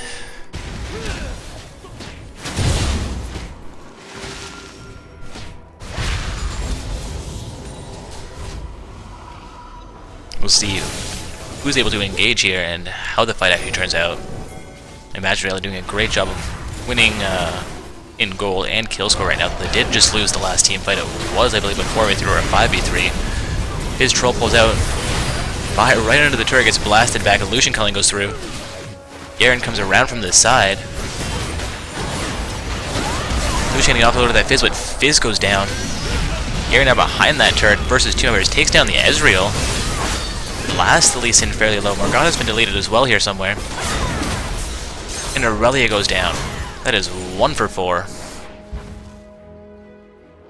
Lee Sin getting out with about 200 HP. Garen now proxy farming behind that Nexus, the inhibitor turret. It's going to allow his team to take down the mid-inner.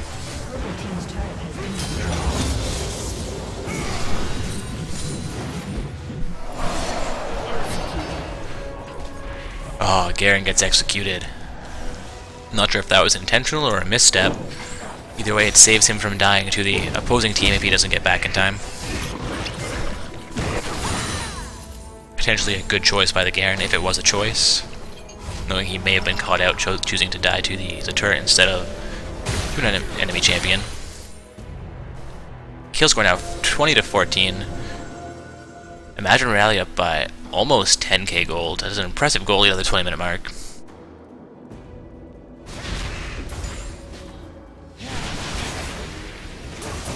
Lee Sin underperforming a tiny bit here. Would have expected a few more ganks early on, helping out those laners. And as we've at the almost at the 25-minute mark now, he will begin to fall off. So we could see teamfight starting to go in favor. Well, we've seen them go in favor of Imagine Reality, but we may see them starting to go more in favor of Imagine Reality as they pick up that gold lead. And the early game champions on Climbing Silver are not as strong as they were only a few minutes ago.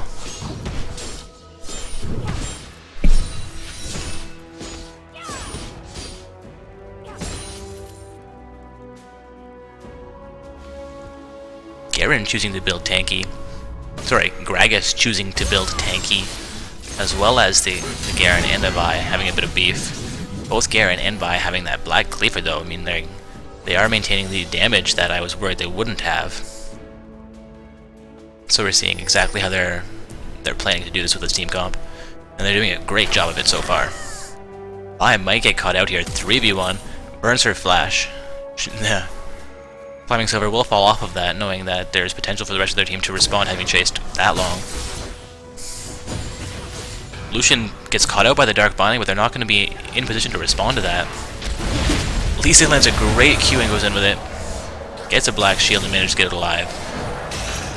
Death Sentence lands onto Morgana. She is 3v1 right now. Gets deleted. Fizz now trying to go in there, lands his ultimate on Lucian, all the way into their backline. Eats the culling and goes down to Gragas.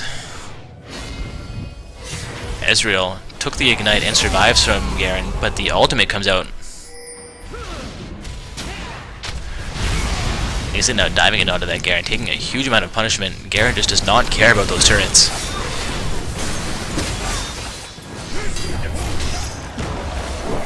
We might see the first inhibitor turret going down here. Garen doing a huge amount of damage to the Aurelia. And Garen picks up that kill. That's the first inhibitor turret of the game going down. Gragas onto the Morgana. She does have Black Shield, but it gets popped. Be the first inhibitor as well. Great job by Imagine Reality here. Once again, coming back from slightly behind at the beginning, I believe.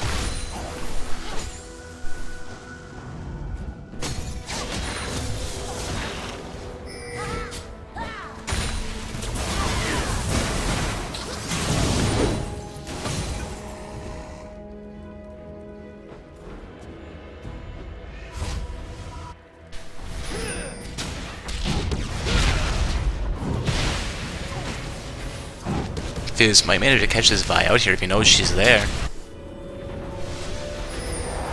He will walk right through her as she goes back. The last 0.5 seconds of a recall are not able to be cancelled without some form of hard CC. Fizz ult lands onto that Garen, and Garen gets shut down. We might see Lucian go down as well, but the culling comes out. Fizz Trolls pulls into him. Manages to pop his heal, does not quite enough to keep him alive. Aurelia comes through to finish off the Lucian.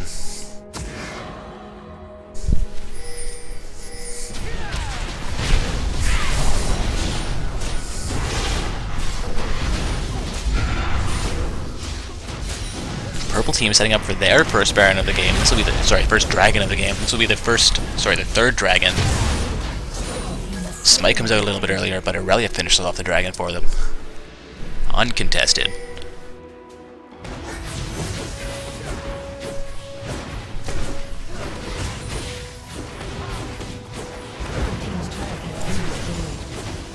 That is a Nexus turret going down to the super minions. Minions OP. Aurelia picking up her Guardian Angel. That could be her last item there. No, her second item. Aurelia not itemized quite as strongly as I would expect at this point in the game.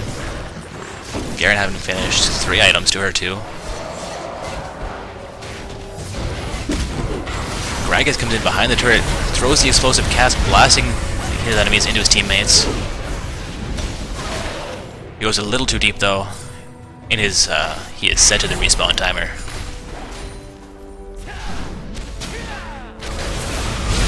Some hype in the chat for Imagine Reality. They're doing it so far. We'll see if they can finish this game off, or if Climbing Silver will make the comeback. Now 4 members of Climbing Silver in this bot lane. Imagine they're going to fall off a bit. Only a 10k gold difference at the almost 30-minute mark. Climbing Silver doing a great job of staying in this game. They are slightly behind. Well, a little bit more than slightly behind, but as we get into the 30-minute and 40-minute marks, that difference will not be as significant. They may need to turtle a tiny bit, try and defend these turrets, keep their base alive so that they're able to get the itemization up, so that they can truly compete against their opponents who are slightly ahead right now in both gold and items. Well, in items because of their gold, which is due to a CS difference as well as a kill difference and a turret difference. Imagine Rally doing a great job of exerting their dominance.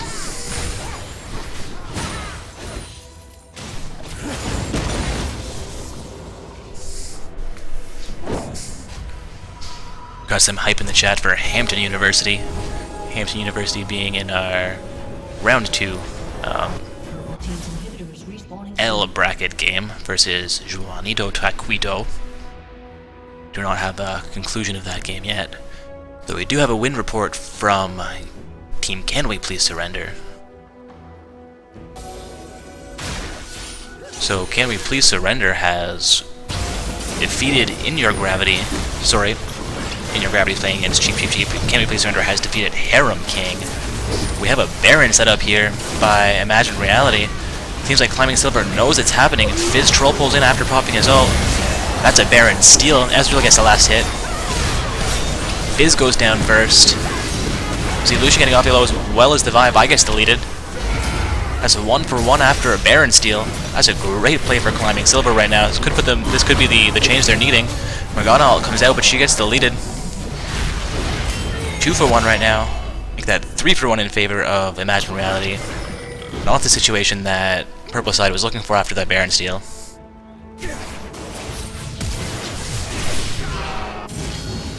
Oh, and Ezreal goes down to the easy. Sorry, to the Lucian. Ezreal can't go down to himself. Ezreal goes down to Lucian, but Lucian picks up the counter kill onto Lucian. Backwards. Aurelia potentially going down here as well. Her Guardian Angel gets popped. Let's see if she has the jukes. Death Sentence comes up and misses. Gragas takes the kill. That is an unofficial ace, as Fizz and Morgana have both come back up now. Once again, guys, Can We Please Surrender has defeated Harem King and made their way to the semi-finals tonight, meaning they will get a minimum of 800 RP depending on how they perform their next 2 games. Some action in this mid lane. Gragas onto Fizz. Fizz down to about half health, but Gragas a little bit lower than that. Dark Binding comes out from Morgana, who's come in, as well as a Fizz ult, which misses.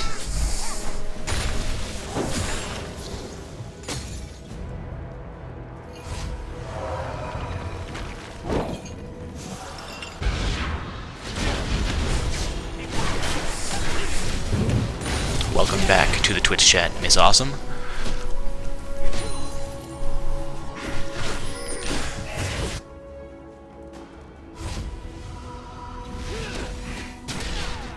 We have Imagine Reality doing fairly well this game, but the inhibitor has respawned for Climbing Silver, meaning they do have a chance to come back into this game still. We are at the 32-minute mark, an 11k gold difference. Garen coming in onto this Morgana, he eats the Dark Binding. Ezreal pumps out as much damage as he can to him.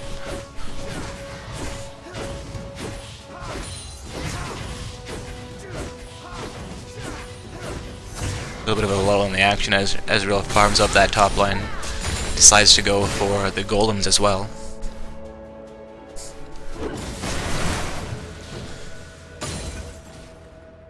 Climbing Silver looking to make a play here. Lee Sin lands the Q on Gragas, but does not go in. No Lee Syndrome there. That's a good call to not actually go in on that with Lucian and Vi being so close. Thresh coming in now as well. Garen still in the base though.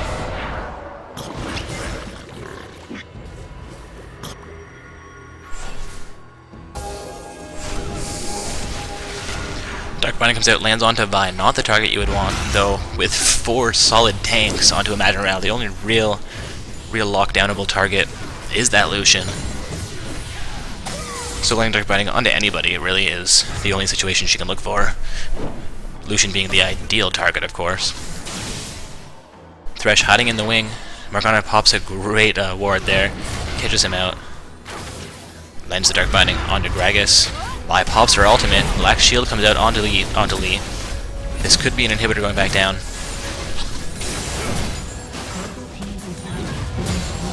So the second time this mid inhibitor goes down to Imagine Reality. Because they do have super minions spawning back in the mid lane.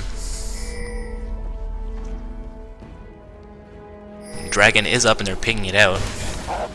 Not 100% sure when Baron will be coming back up. Really wish they added those timers for spectators.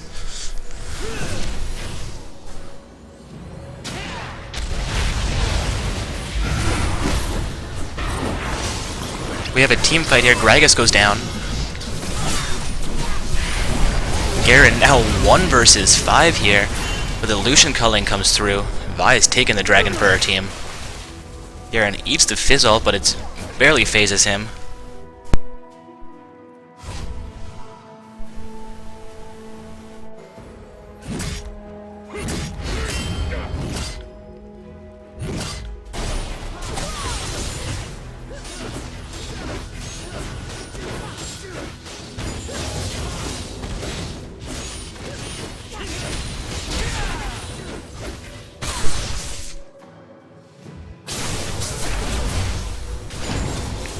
Lucian picking up a red buff. And the Wraith Camp. That red buff will help him out, and the Wraith Camp just gives him that gold, as well as a little bit of health regen. Health regen, of course, from his spell vamp, Lifesteal. Imagine Reality looking to set up to potentially siege this down. Setting up in the mid lane, actually. They will potentially ignore those side turrets by leading the way. Not going to initiate onto Morgana. Lee Sin coming in from the side, misses his Q. Has given himself away though. Death Sentence goes up, but it connects to nothing.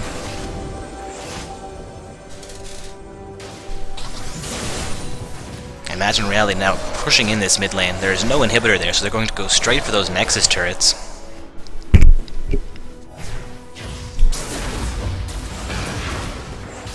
Only 1 Nexus turret remaining, actually, as minions did take one down earlier.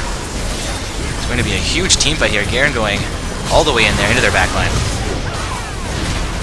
Morgana gets deleted. No members of Imagine Reality go down. Vi actually gets deleted there. This turret's still up. Imagine Reality not able to focus it. As I said, that they changed focus to that turret, taking it down.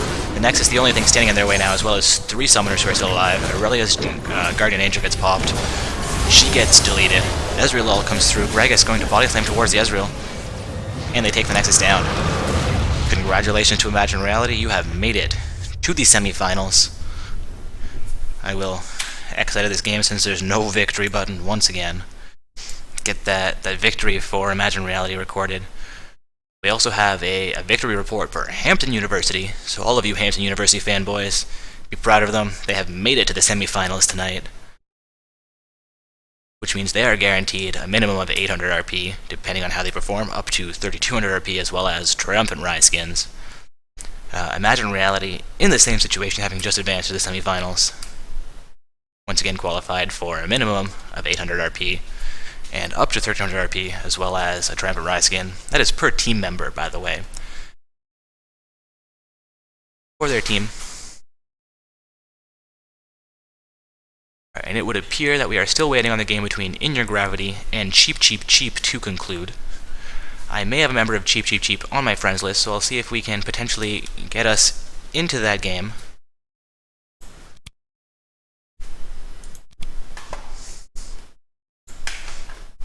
Let me take a quick look here.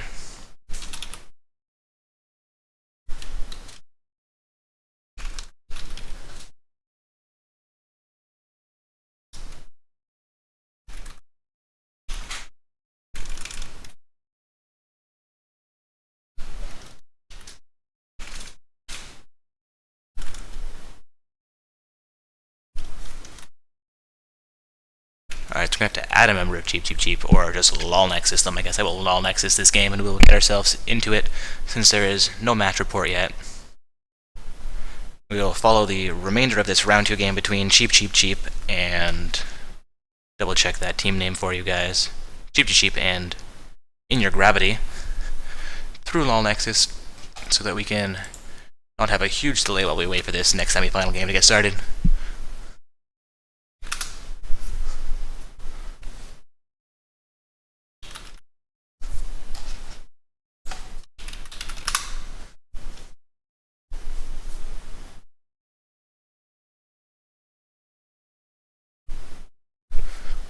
See what LOL Nexus has to say here, guys. Taking its time loading our game. Alright, they are 34 minutes in. This is 4 gold summoners versus 5 gold summoners. Sorry, 4 gold summoners and a silver summoner versus 5 gold summoners.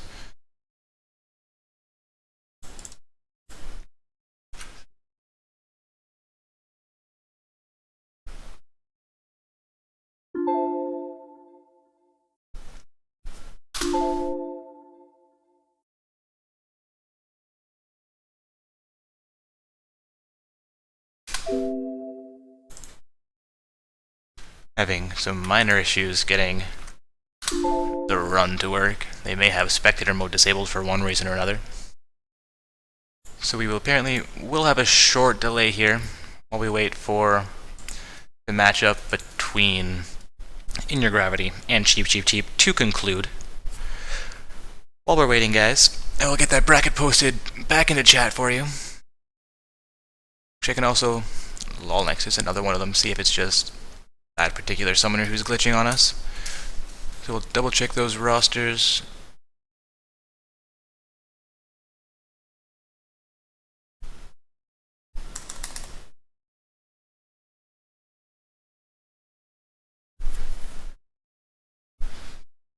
May have a member of In Your Gravity potentially on my friends list here. I do not believe so.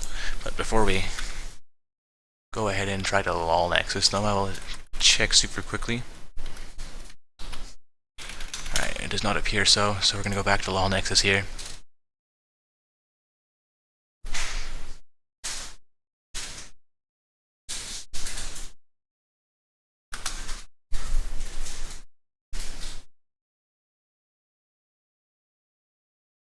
We are not showing color zone in a game, so we're going to go back to checking Adante. Maybe they did just finish. They were 35 minutes into the game. It is always possible that the game has concluded now. Not yet seeing a match report. Apologize, that summoner is simply not playing for their team right now.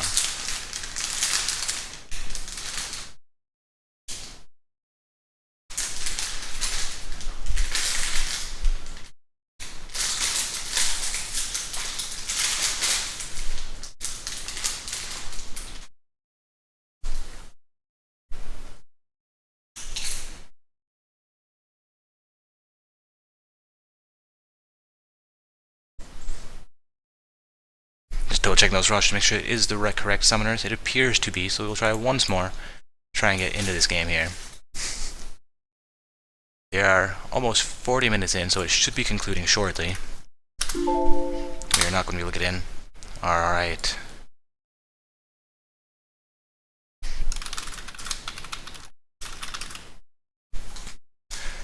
Let's see if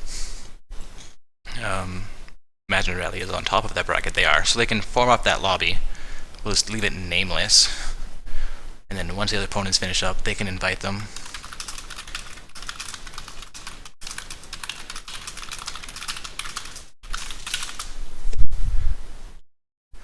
I apologize for the delay here, guys. Again, this is our amateur bracket tournament for Not So Stock Gaming. We just watched Minions in Disguise versus Imagine Reality in round 1. Followed by Imagine Reality versus Climbing Silver in round 2,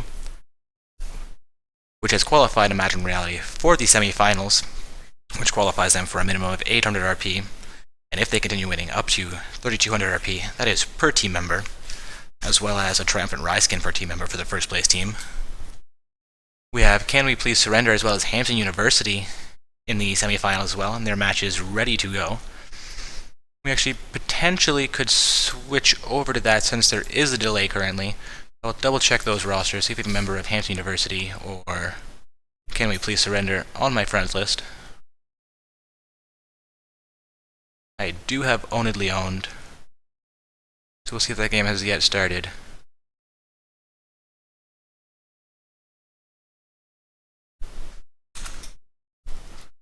Apparently are in game by 3 minutes. I think we shall wait for the other game so we can catch it right from the beginning, guys. I apologize if I got your hopes up for watching Hampton University there. I guess we could potentially catch them for a little bit while we wait for that other game to finish up. So I will go ahead and open this game up. So we're going to catch a small piece of Ownedly Owned versus... Sorry, not Ownedly Owned. Can We Please Surrender versus Hampton University.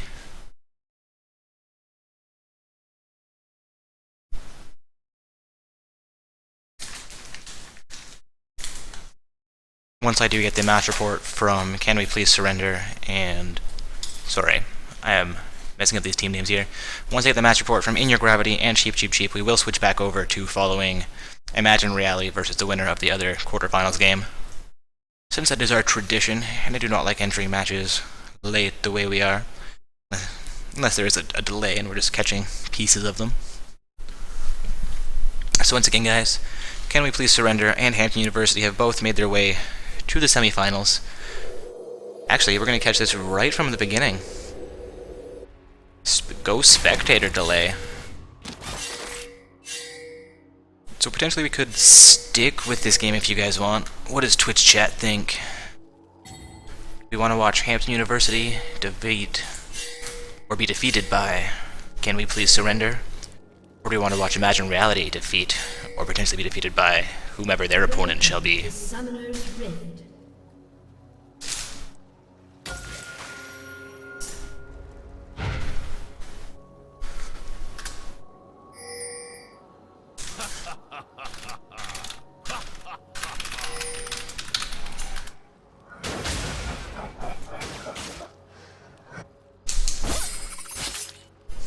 See if that reply goes through to Chemical. I believe he was trying to let me know they were forming up that lobby for the other game, but I saw it ping as we were entering this load screen. There's a little bit of action level 1 here.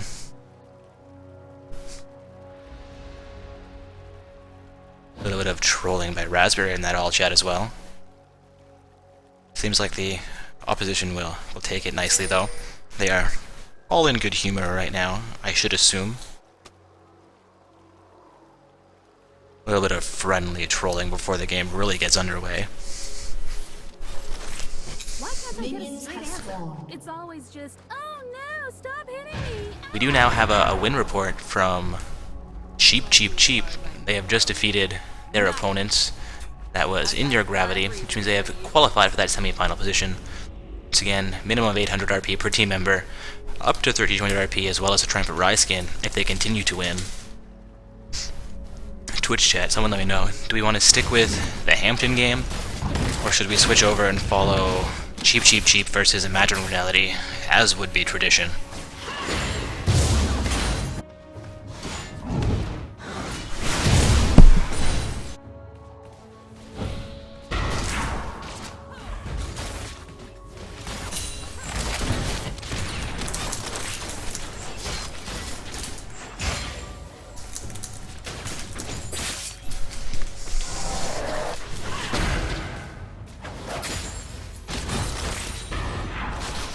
Some action in that bottom lane. Morgana lands a Dark Binding onto Caitlyn, and Thresh forces her off, so we'll see if a Death Sentence comes out here. He's down below half health.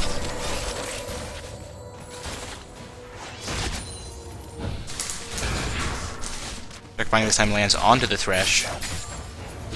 Alright, getting... Cheap Cheap apparently had 2 team members that were not on their roster.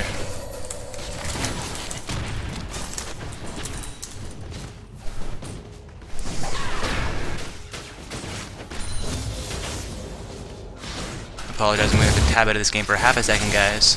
We'll check those team rosters.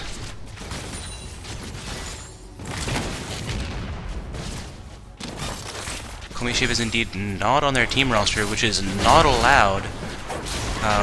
Get back in this game while I deal with it. I apologize.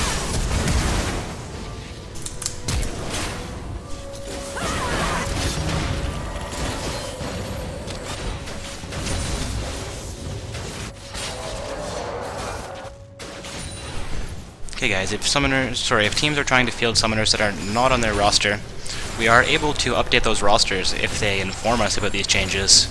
However, nobody informed us about those changes. We will allow it since the game has concluded already. We do not like to overturn match results, especially when teams agree to play those matches.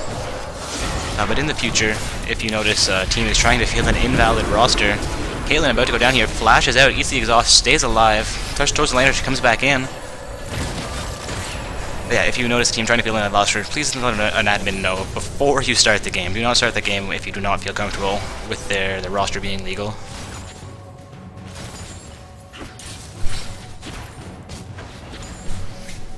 Because once you agree to play a game, and once the game has actually concluded, especially in events where it is, you know, semi-final position qualifiers, I do not like to overturn those results. We will, however, go back to that Cheap Cheap versus Imagine Reality game, potentially overturn this one depending what Imagine Reality is saying about that invalid roster. We do not want to have to disqualify them and have nobody playing in these games, so we will catch the Cheap Cheap Cheap versus Imagine Reality game, unless it turns into an Imagine Reality versus In Your Gravity game. So as I say, we're not going to overturn it. We might. I'm going to take a quick look at this, guys. See if I can get a member of Cheap Cheap Cheap here onto my friends list.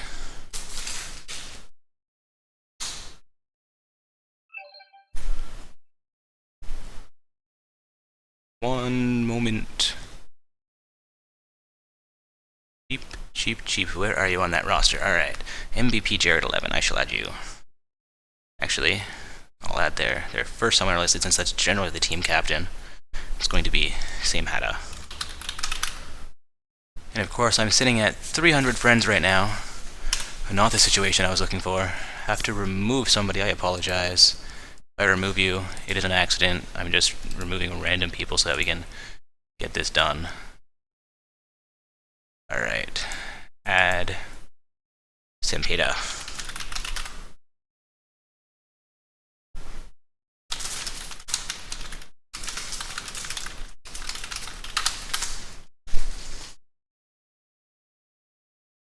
I'll also add the other summoner that I'm seeing there. It's easy enough to type.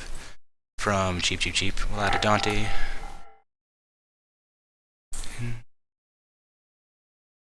Here's that maybe a summoner from Cheap Cheap Cheap. I do not know.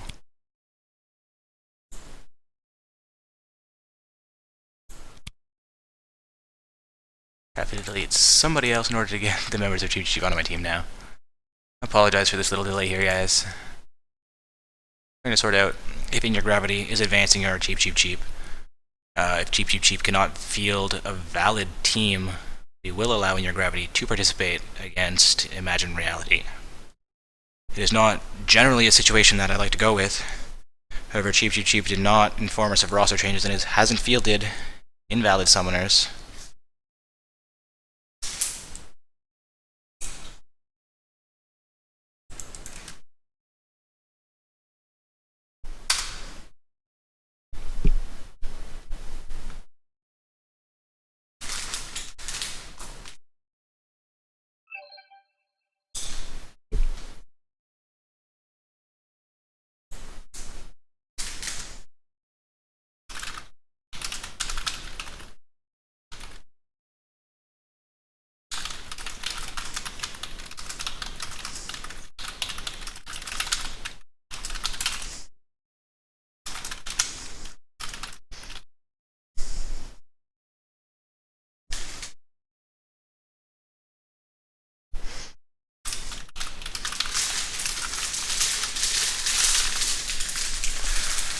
Alright guys, just getting this sorted out quickly. In Your Gravity, if you're on Twitch chat, bear with us one moment. Everybody else, please bear with us one moment.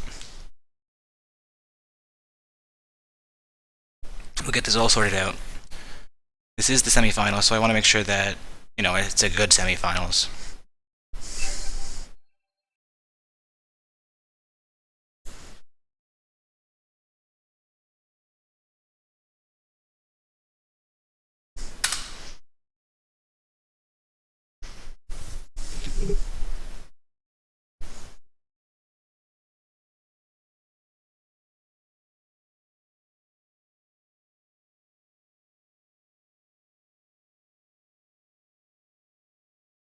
Ralph Flip's not even actually... Oh yeah, he is on the website list, okay.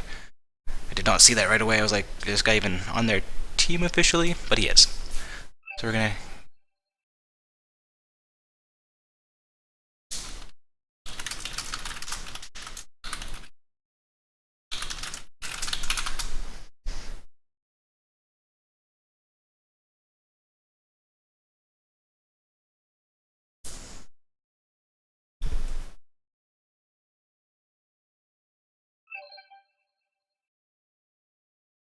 Alright, so apparently Cheap Cheap Cheap will be able to field a valid roster, which means we will allow them to continue, which means we will catch the Cheap Cheap Cheap versus Imagine Reality game as our semifinals game. I apologize if you guys were excited to watch Hampton University versus Can We Please Surrender?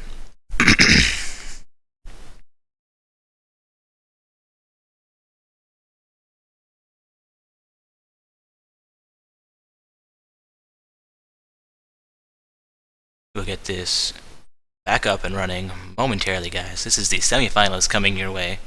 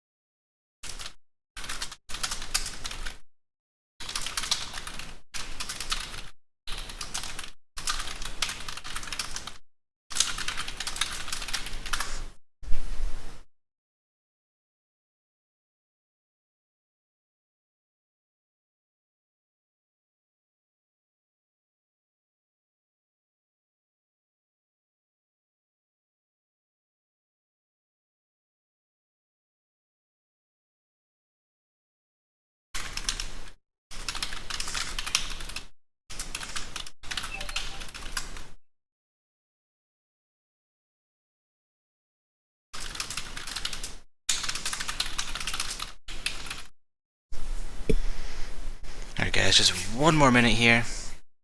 We are waiting to see if it's going to be Cheap Cheap Cheap or In Your Gravity actually participating here.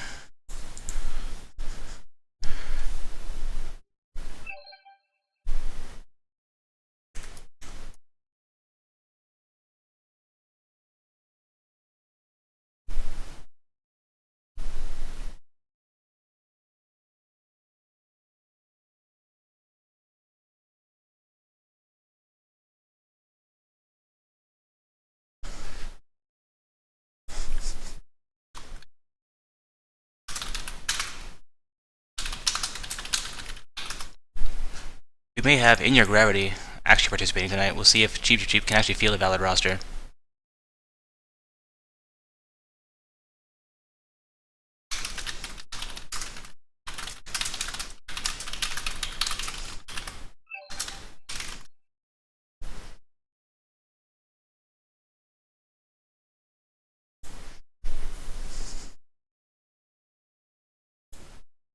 Okay guys, if roster changes do not get affected onto our website after you request them, that means that we either did not get it, or we got it and we just didn't see it. It does happen, we get a lot of emails every day. So please, contact us in-game, or email us again, contact us on Twitch, let us know that your roster is not correct, and we will get that fixed before the tournament starts. At the semifinals, it's not the time to be saying, hey, we have a roster change. So, unfortunately, if Cheap Cheap Cheap, sorry, let me make sure that is the right team. Yes, if Cheap Cheap Cheap cannot field a valid roster from the members that are listed on our website, we will be advancing In Your Gravity.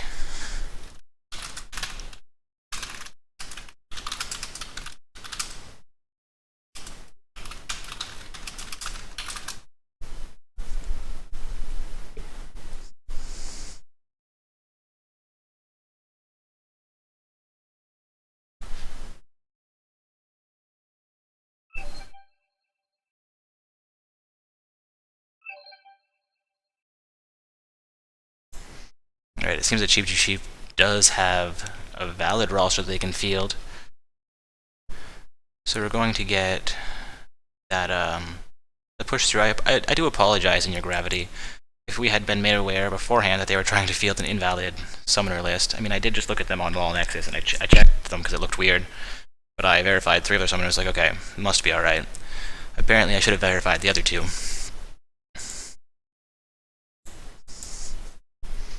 So I will re-put Cheap Cheap as the victors there.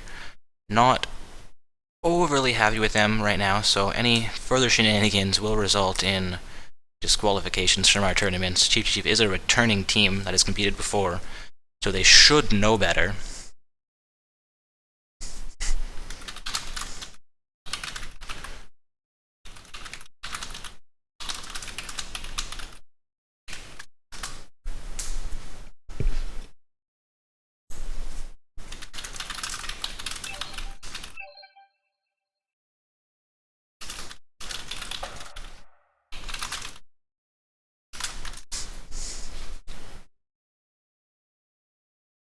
Getting that invite from Chemical. I'll get myself down to the spectator list. We'll get this game going momentarily, guys.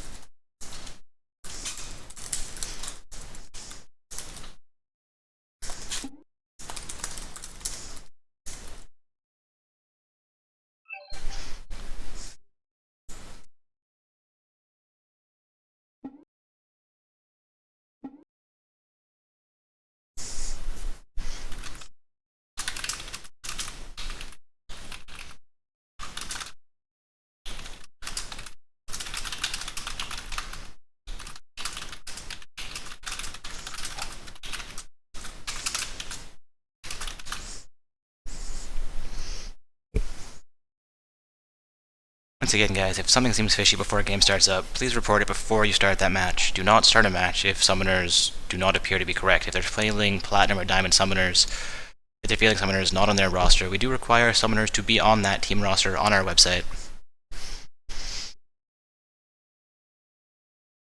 Everything looks pretty good here now.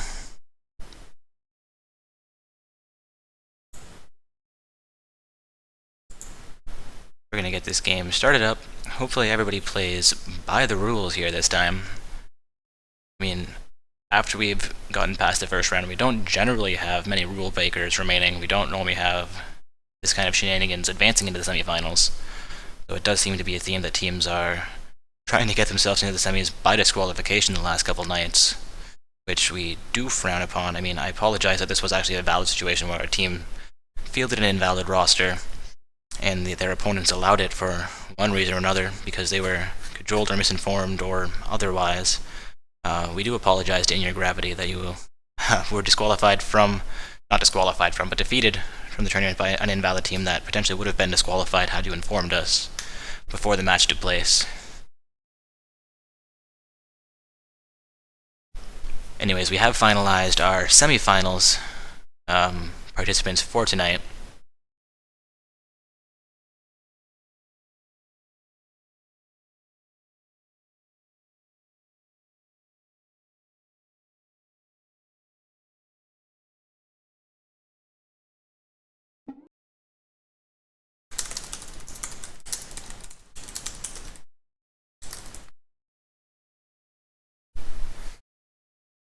I'm ready to go. Are both teams ready to go?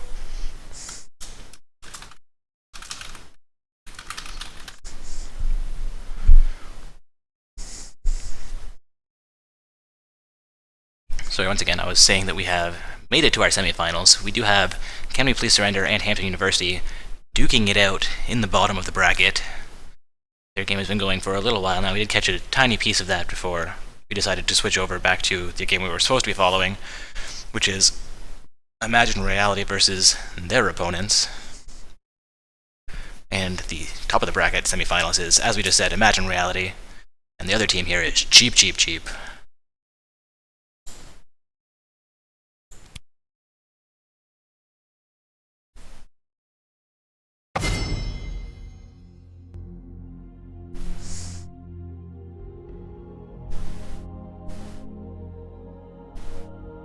We're in the champion section here, and Braum gets banned out right off the bat.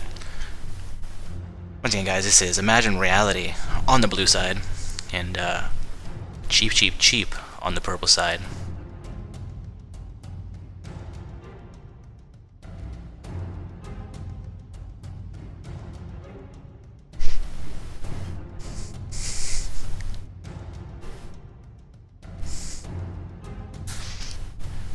We do see Kayle getting banned out. Not sure if that's a targeted ban or just a general strong ban.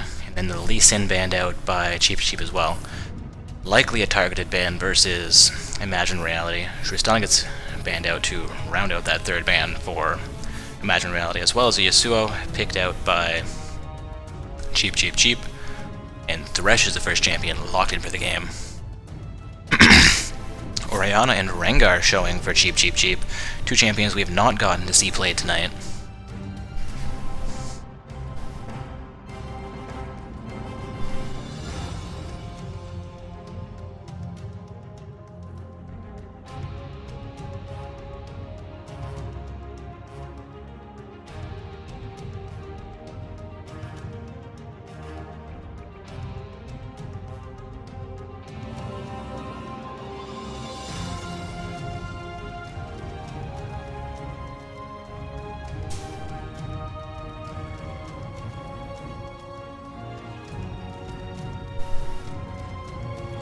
You see Vi and Lucian potentially getting locked in here. Another Lucian Thresh bottom lane pairing. Seemed to work out for Imagine Reality last game. We'll see if they can pull it off twice in a row here.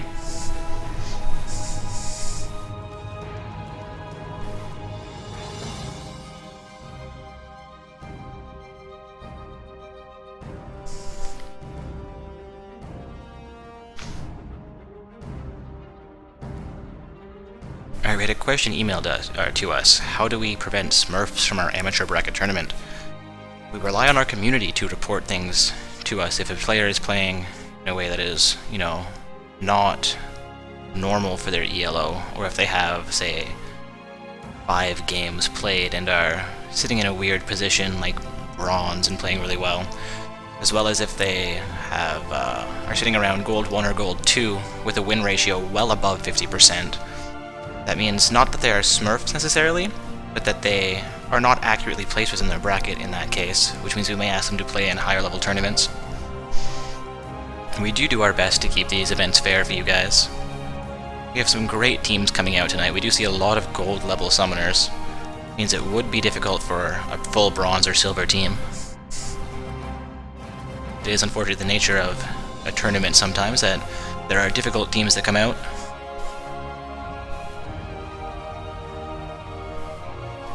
We have Zyra and Malphite locked in for Cheap Cheap Cheap. Seems like we're going to have a fairly standard top and mid lane with the Rengar in the jungle playing full assassin. Zyra support, we'll see what their ADC turns out to be. Also, for anybody just joining us, welcome to tonight's amateur bracket tournament from Not So Stock Gaming. This is Dark Orb shoutcasting for you tonight. We are into our semi-finals already, so all teams participating right now will be receiving a minimum of 800 RP per final 5 team members, or for their final 5 team members each. I'm saying that very, very wrong. Each summoner that participates in the finals as well as the bronze matchup. So anybody who's qualified for the semi-finals will receive that minimum of 800 RP, 1600 RP for the third place team, 24 for the second place team, as well as 3200 RP and a Triumphant Rise skin per team member for the first place team. That is up to 5 team members per team that will receive prizing.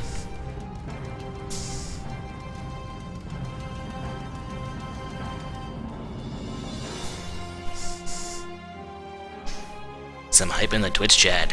Sly Dude on Tryndamere. We'll see if that hype turns into some amazing play on this Tryndamere.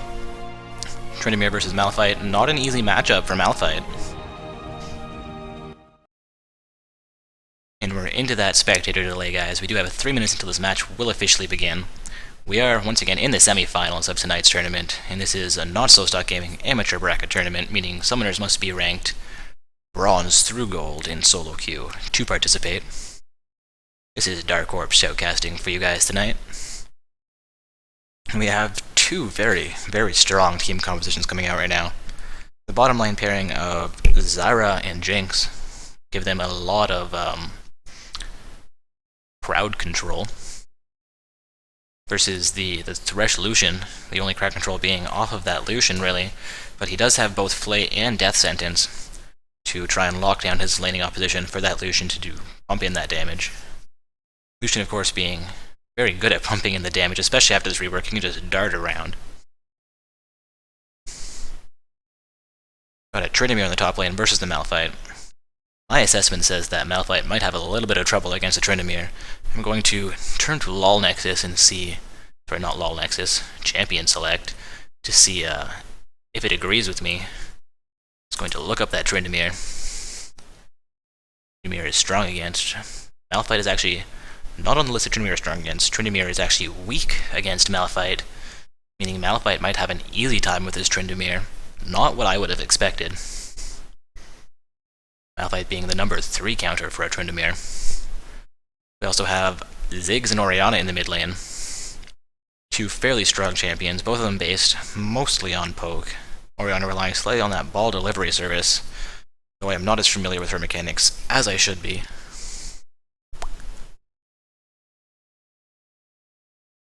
And we have Vi versus Rengar in those jungles. Vi bringing in the CC while Rengar brings in a tiny bit of CC as well as a whole lot of damage.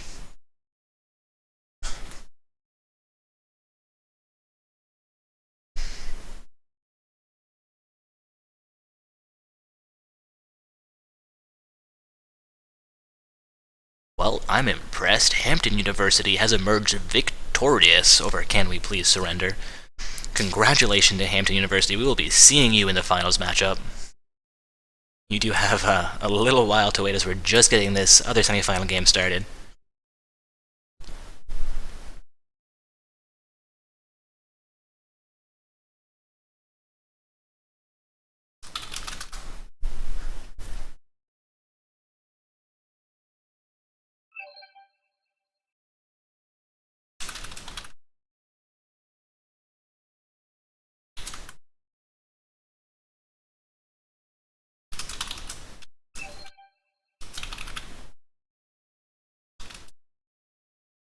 Alright, it appears we are going into the champion selection here, but my chat screen was keeping things a little bit longer. And for anybody who is curious, we do use, tools in order to make sure that we get the right summoners who participated in the finals matches, in order to prize them out. Riot does require us to prize out the summoners who finish the tournament as opposed to begin it. So we rely on tools such as LoL Nexus and LoL King to check who participated in both the semifinals and finals matches, grabbing those names, and we do submit those to Riot, and then teams are prized out automatically. The RP and skins appear directly into your account. Once again, we're seeing these two Platinum trims coming off of Chemical and Sudai. Platinum last season, currently sitting in Gold. Means they are qualified for this tournament, though they do have slightly higher ELO experience last season. May give them a slight advantage, however, they have dropped to Gold, which means they may not have learned what they needed to learn as they had advanced to Platinum, meaning they have a little bit more time to spend down here in the Gold tier. Of course, that is better than the Silver I sit at right now. We are seeing 4 Silver trims sitting on the other team, as well as 1 untrimmed summoner. I believe they were mainly sitting in Gold right now, meaning they did learn what they need to learn in Silver and have advanced to that tier. We'll see how both teams perform tonight. We're into the game.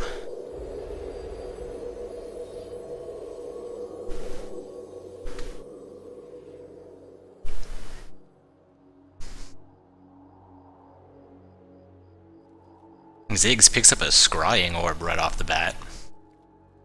We'll see if he's able to use that to his advantage. Everyone else opting for those warding totems. Welcome to Summoner's Rift. Aside from Rengar, who picked up his trinket. That special Rengar trinket. We're gonna have a purple team invade here. It is Cheap choosing to invade. Vi comes in blindly walking into that bush. She might spill first blood. One or two more auto attacks will do it. Vi gets deleted. First blood going over to Jinx. Rengar jumps in onto the Ziggs. There's going to be 5 members of Cheap now trying to push into the Ziggs. Rengar gets a second jump off his head in the bush. Not going to be enough to take him down for a second kill. 30 seconds until minions spawn.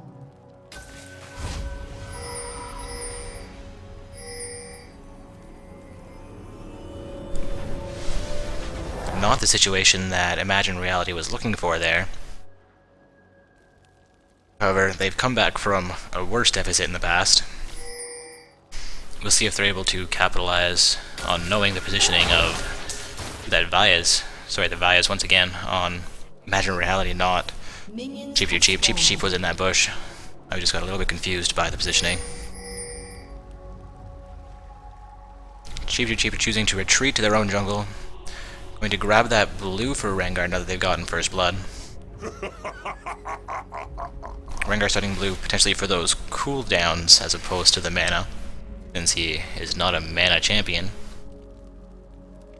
And Vi choosing to start red.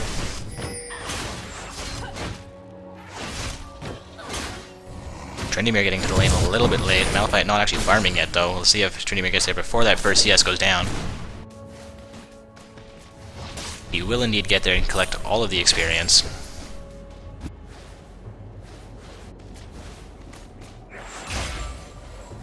We have a support missing from the bottom lane. I apologize, he is right under my nose. They were just sitting so close together I didn't see him. Thresh body blocking with that Lucian.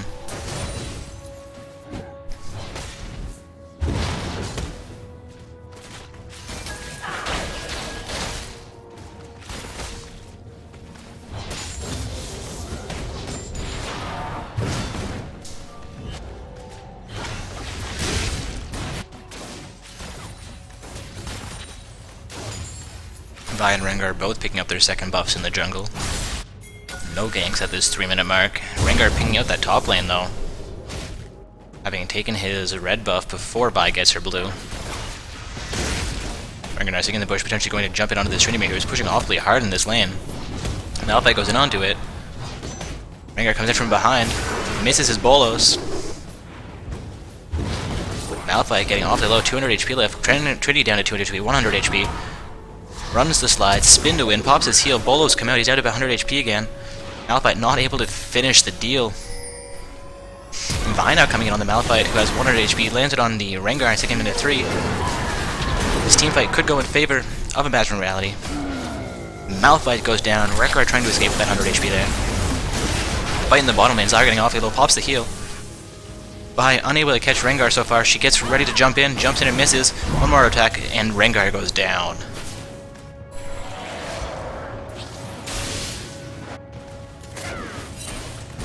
That is 2 for 1 in favor of Imagine Reality. Malphite apparently teleported back up to that top lane. There's a little bit of punishment on the Tryndamere, who is still out there after the last team fight. Zyra gets deleted in the bot lane as Thresh lands a great death sentence. Imagine Reality doing some work for their team.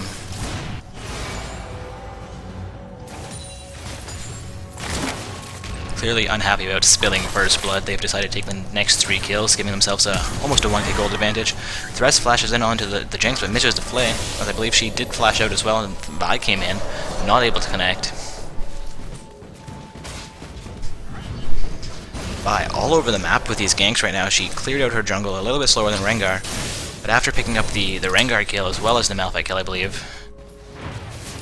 No, it went 1 for 1 there. Tryndamere got one of those kills. Alright, so an assist at least? No, she didn't get an assist. Neither did the Tryndamere, so they both picked up those kills solo, not getting the additional gold they would have liked. Should have been 2 assists there for them, an extra 200 gold each, I believe. But it did not quite happen out that way. Cheap picking out that Lucian and Thresh are missing. It appears they have gone back. Ziggs punishing Orianna in the mid lane. She's down to half HP, but she does have more mana than he does right now. We're at the 5.5 minute mark. There's about a minute and a half until those blue buffs come back up. Sorry, I apologize. The blue buff for Rengar comes back in the morning. We'll get it. There is going to be a delay on Imagine Reality's blue buff coming back since Vi started red.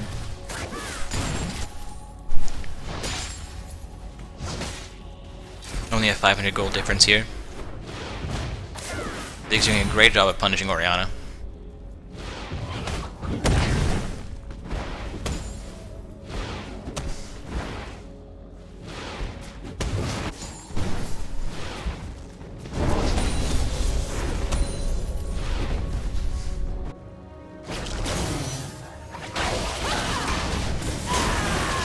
Vi comes in onto Zyra, who is caught out while trying to ward. Zyra's gonna go down here. That is the 4th kill going over to Imagine Reality. 2 kills for Vi. Vi doing a great job in this jungle. Being exactly where she needs to be. She counter-ganked the Rengar, scoring a double team for her kill, and picked off Zyra as she was slightly out of position there. Not sure if she actually dropped a ward, as I'm not seeing it.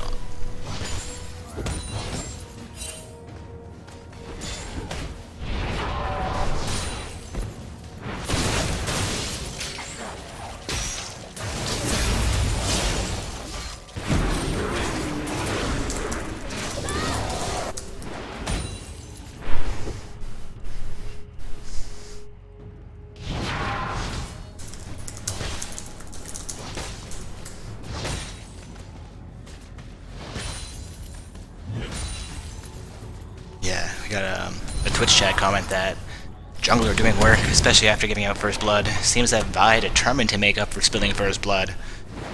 I believe has done so. Doing a great job so far.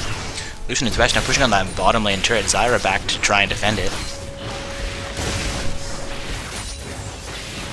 We also got a question in Twitch chat of where has Impossible gone? Impossible may or may not be back. We speak to him occasionally. He has made some implications that he would like to showcast for us again, but has not been available for any events in the recent past. He is a busy man maintaining that diamond rating.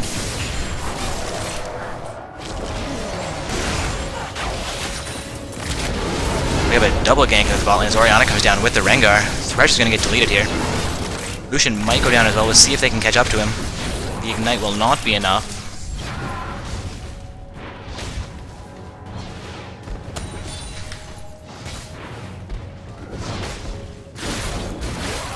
Gonna have a 4-man push in this bot lane after taking down that Thresh. They will get this turret. This turret has been destroyed.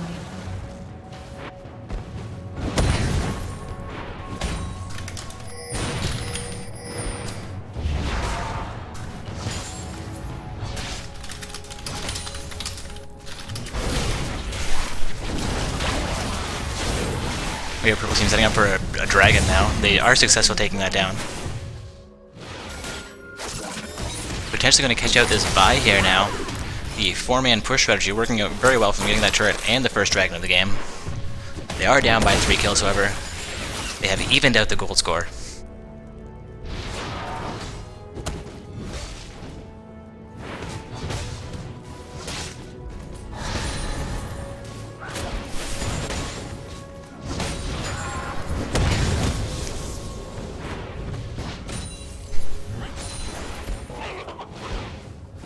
Thresh and Trinity are trying to duke it out in the top lane. Trinity wants to get to that turret, but is a little bit afraid of apparently getting that close to the Malphite under the turret. I see him just waiting for that farm to come back out. I'll get the scoreboard reorganized here for you guys. Get Ziggs into the middle for mid lane. Everybody seems right on this side now.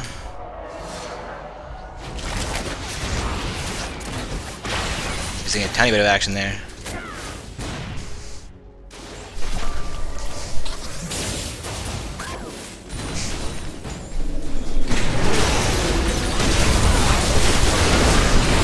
There's a huge engage there. Thresh pops his ultimate but goes down. Vi coming in a little bit late. Grabs her ultimate onto the Jinx. Let's see if she's able to capitalize on that. Lucian pops the culling. Jinx down to 200 HP. Zyra down to 200 HP. Zyra one more last hit. And she gets last hit by the Lucian. Great job. Jinx and Rengar both just getting out with their lives.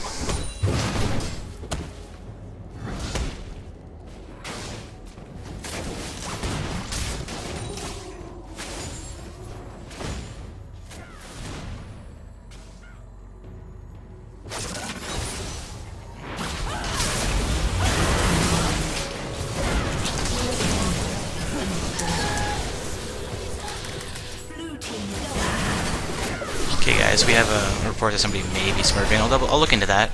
But going from bronze to gold in 3 months is not impossible. If the player has a second account, it might be silver. If he's playing on his gold account, that is legal. Right, we ask that summoners play on their highest rated account. So if he went from bronze to gold, maybe he has 3 or 4 bronze accounts that he practiced on. It doesn't necessarily mean he has a platinum or diamond account. So we will attempt to verify this report. And if indeed he is at an 80% win rate in gold, which is impressive to be above 50%, we will look into that. If we find that he is inaccurately placed within his bracket, or if he is potentially smurfing, we will not allow them to participate in future tournaments. As stated, it is also very difficult to nail down smurfs exactly without the information provided, so thank you for providing that information. We have a Rengar coming in here onto the Tryndamere. Zyra is well in this top lane. Zyra all over the map, lands the Stranglethorns.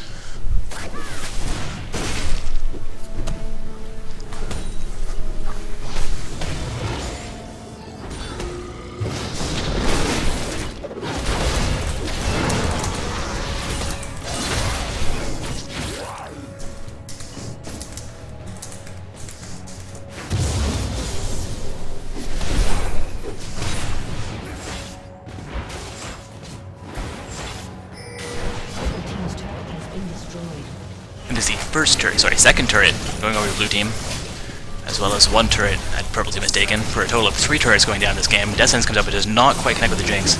Lucian able to get that last hit anyways though. Great job at the Lucian.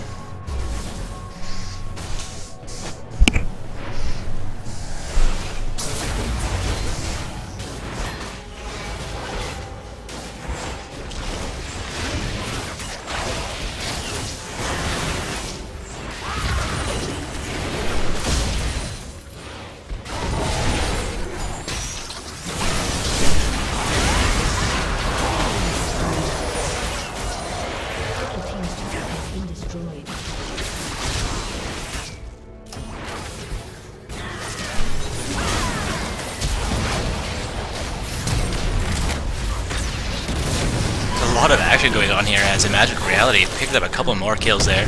They also lost the Vi, however. I apologize, I was slightly distracted.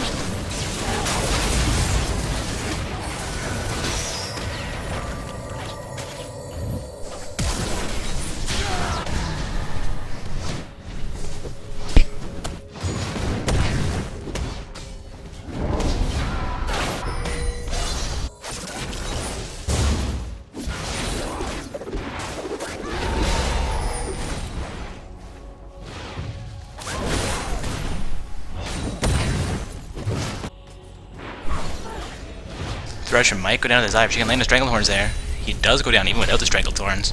Tryndamere awfully low against the Malphite as well.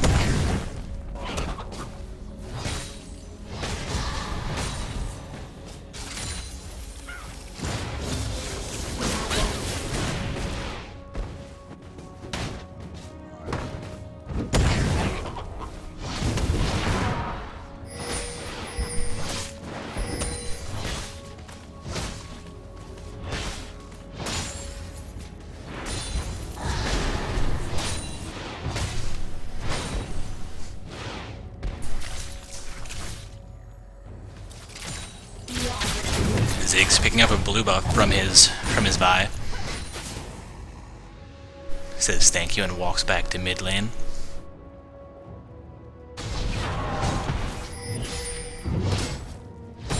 Some pings coming out on the dragon. And Rengar having just been there, potentially warding. I do not see an extra ward going in there from him, but there is a ward from Imagined Reality that did spot him out. Both teams setting up around that mid lane and the dragon. Aside from their top laners, who are happily oblivious in that island of the top lane. I know, all over the Orianna and Jinx. Decides to ult the Orianna. Orianna goes down to a Ziggs ult. Great play by Imagined Reality.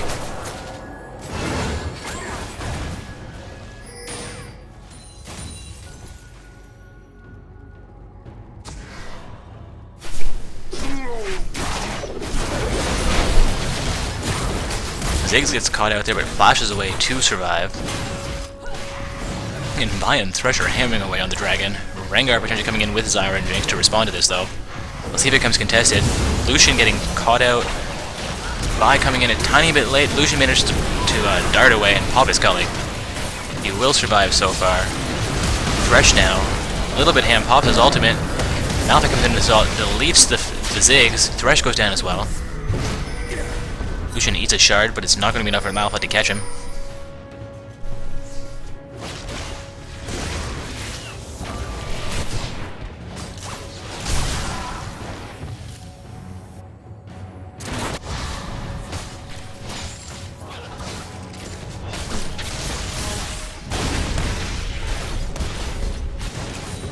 Be a mid lane turret going over to purple side, making the turret score now at 3-2, still in favor of Imagine Reality. Imagine Reality also up by 4 kills for a 4k gold lead. I believe they may be up a dragon or 2 as well here. Forget who the first dragon came over to. Rengar goes down to that Tryndamere. Tryndamere chasing down Orianna. We'll see if he can finish the job. He's under the turret now. He's going to get that last hit with Undying Rage. See if the turret takes him down, but he managed to get out just in time. One more hit from the minion comes in, but he pops his heal to stay alive. Not his heal, but his skill that heals him. Zyra now coming in. Stranglethorn misses. Jinx pops him, though. That's a great Q by Jinx. I now full ham into the turret. Turret goes down, and Zyra gets caught out.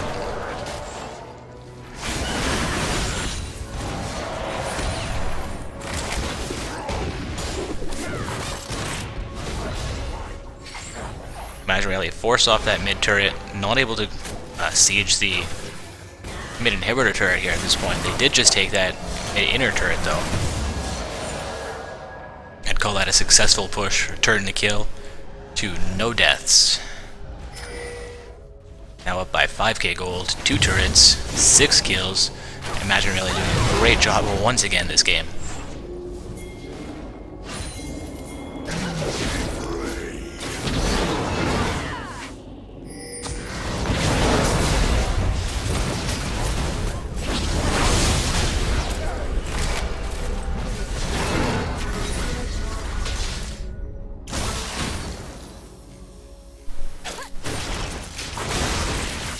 Ziggs escapes with his life there. Still at full HP, but potential dangerous situation there for him as he was 3v1.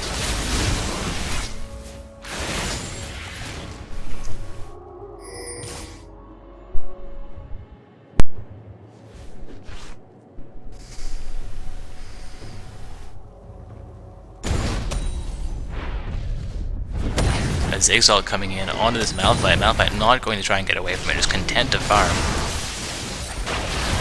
Tryndamere all over the Zyra, not quite able to take her down. Gonna get forced off by the Jinx.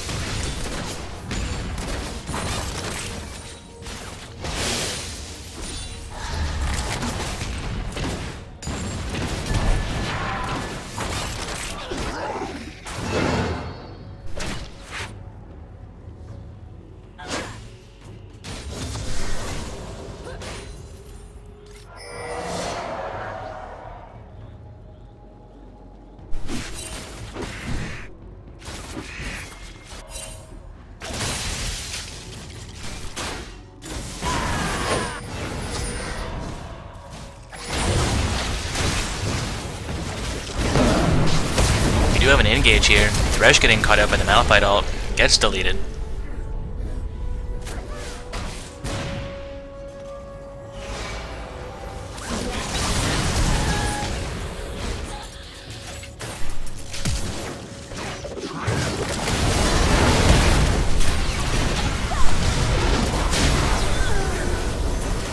It seemed that Vi went down there. Great play by Cheap to take her down. Malphite now getting caught out, however, might get deleted. He does go down.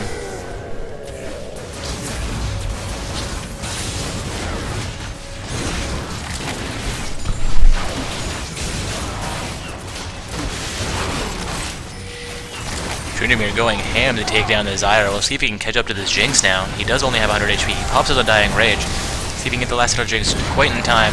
Ziggs pops an ultimate and takes her down. Tryndamere does get deleted though, as Orianna has respawned. Lucian doing a huge amount of damage, able to take down the Orianna. Actually, Ziggs gets the kill. We will potentially be able to siege down this inhibitor now. There's going to be a bottom lane inhibitor going over to Imagine Reality if they can get this last hit on it.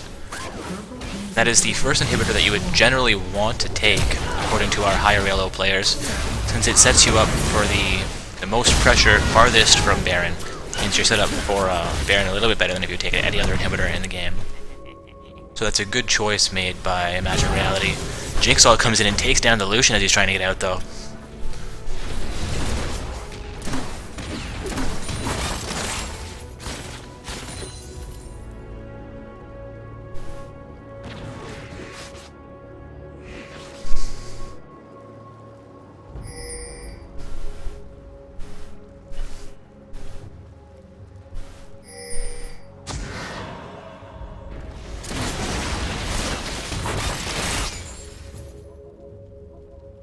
Jinx farming out that bottom lane, trying to take the pressure off as super minions are starting to spawn.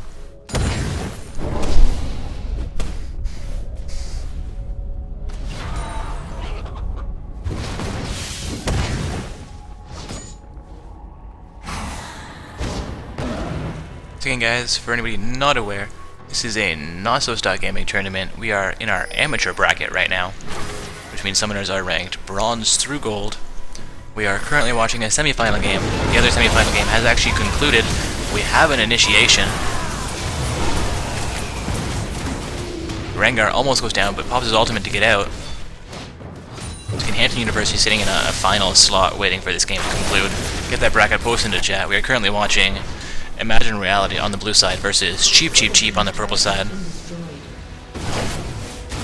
Shout out to ProPlant in the Twitch chat.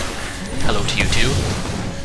That's a dragon going over to blue team, solidifying their goal lead a little bit further. They are by 11k right now.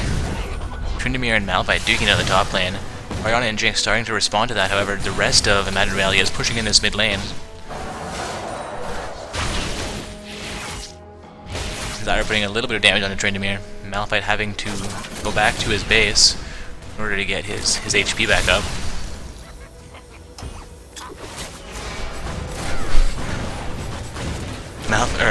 Thresh throws the Death Sentence, but it doesn't actually connect with anybody. Not the initiation he was looking for. And Baya Recall is leaving her team alone, meaning they're going to have to fall off of this siege.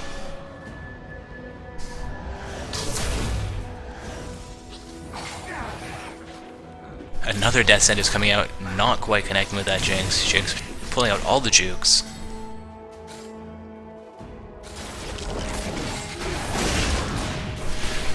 And we're getting fairly far into the night, guys, but if there are any kind of volume issues at this point, please let me know. If you guys are having difficulty hearing me, game sounds are too loud, or if I'm too loud over the game sounds, just let us know and we'll get that adjusted for you.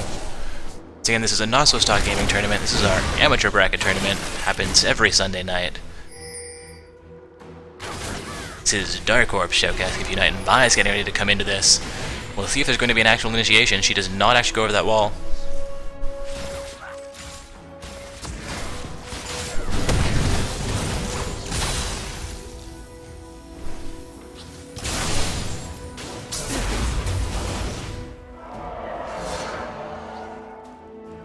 Slight lull in the action as Tryndamere potentially sets up to solo Baron.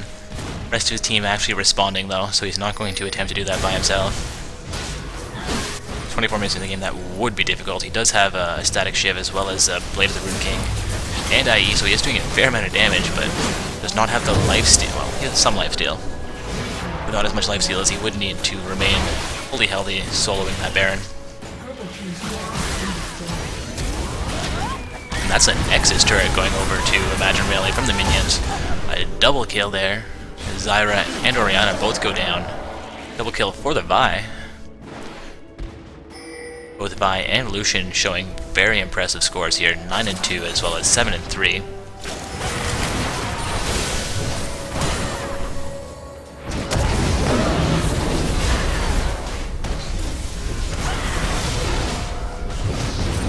Rengar maintaining an equal farm to Vi, but having a far lesser kill score. Vi goes down there. He did have an ace right before Zyra and Orianna respawn. It's going to be all 3 inhibitors potentially going down here. 1 Nexus turret remaining. Sorry, inhibitors, 2 inhibitors down. There's going to be a 3rd inhibitor turret. Trinimir tanking it though actually gets killed. Means Lucian and Thresh go over, hit it once each, and it goes down. His inhibitor potentially going down as well. There's that half health. 3 members of Purple Team are alive though. Cheap doing their best to defend against this. Imagine Reality putting it to them as best as they can. Doing a great job of doing so as well. It's a double kill over Ziggs. Zyra goes down to the Ziggs ultimate for a triple kill.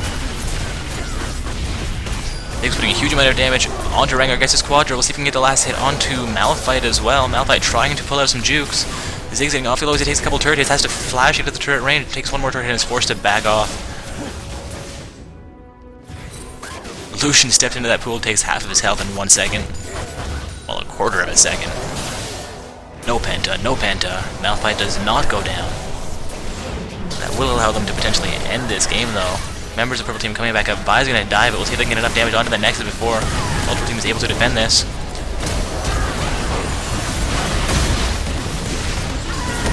It's a double kill for the Vi and a Nexus pop.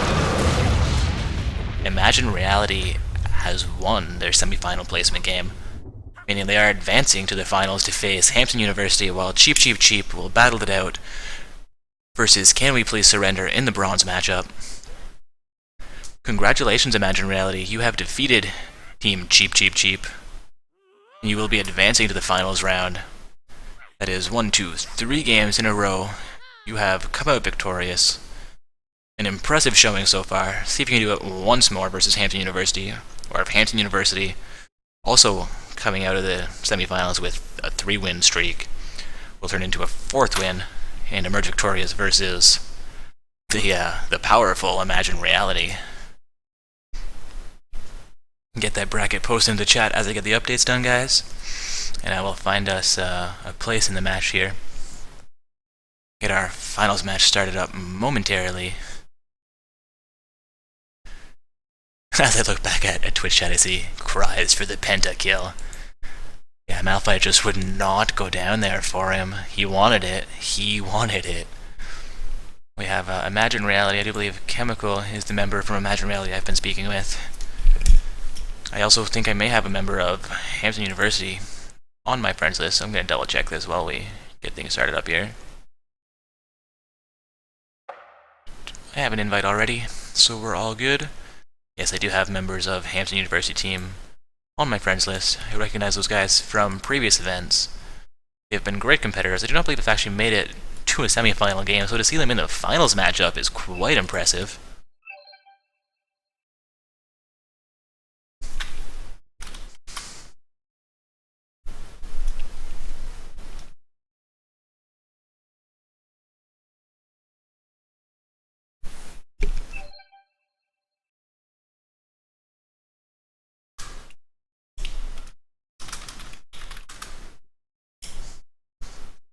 I've got a member of Hampton University saying to add them to the game. Not a problem, we will get you into the game momentarily, guys. Do not worry. We will not start the semifinals without Hampton University. That would be shameful.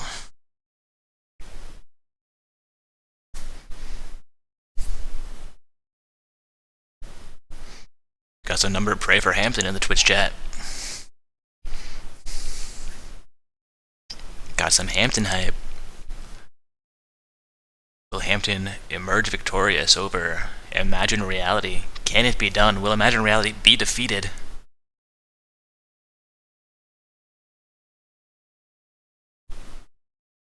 Also, Cheap facing off against Can We Please Surrender in the bronze matchup for 3rd and 4th place.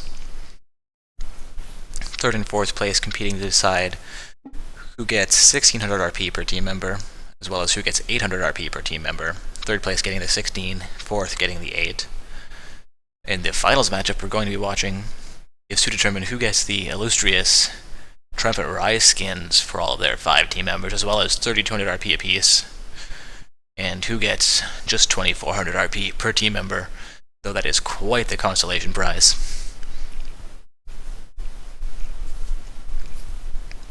All teams, as they've qualified for the semifinals, of course, do receive some form of RP prizing.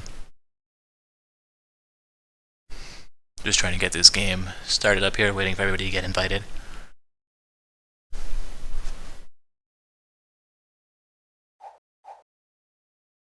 Alright, looks like invite was given to Surprise, motherfucker. And we will be getting all members from Hampton University into the lobby. Looks like we may have 2 all-gold teams participating tonight in our finals bracket. I apologize, Sly Dude is hot, is at Silver 2, playing very, very well on that Tryndamere.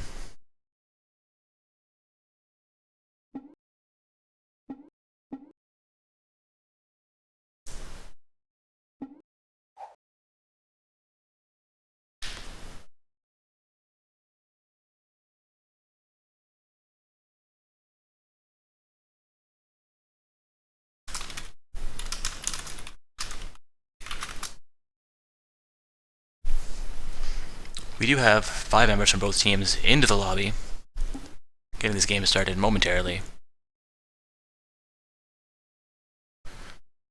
Did Hampton win last week? I'm going to double check my records here. I did not believe Hampton University had actually made it through to the semis of any tournaments before, let alone placed first. We'll see. We'll see. 1 second, guys. I'm going to double check that.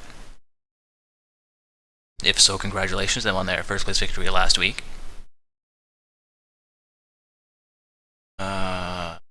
Winners.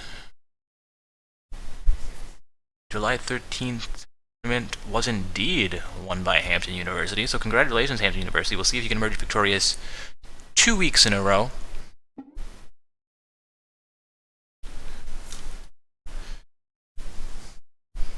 We do not currently have anything in the rules to prevent teams from participating multiple weeks in a row when they have emerged victorious. However, if we find a team dominating, we'll say 3 tournaments in a row, we will ask them to take a break for at least 1 tournament during the month to allow other teams to collect those Triumphant Rise skins.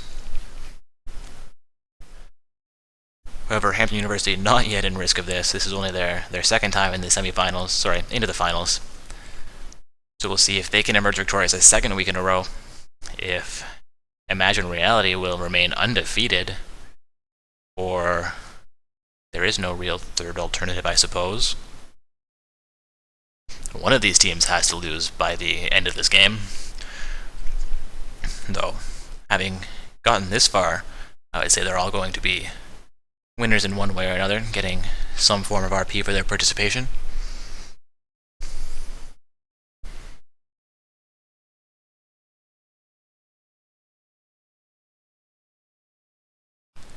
Apparently, this was supposed to be a first round game from last week, but we were forced to disqualify Imagine Reality for not actually playing all 10 of their qualifiers, so they have now completed those qualifiers as we're seeing fairly low ranked participation.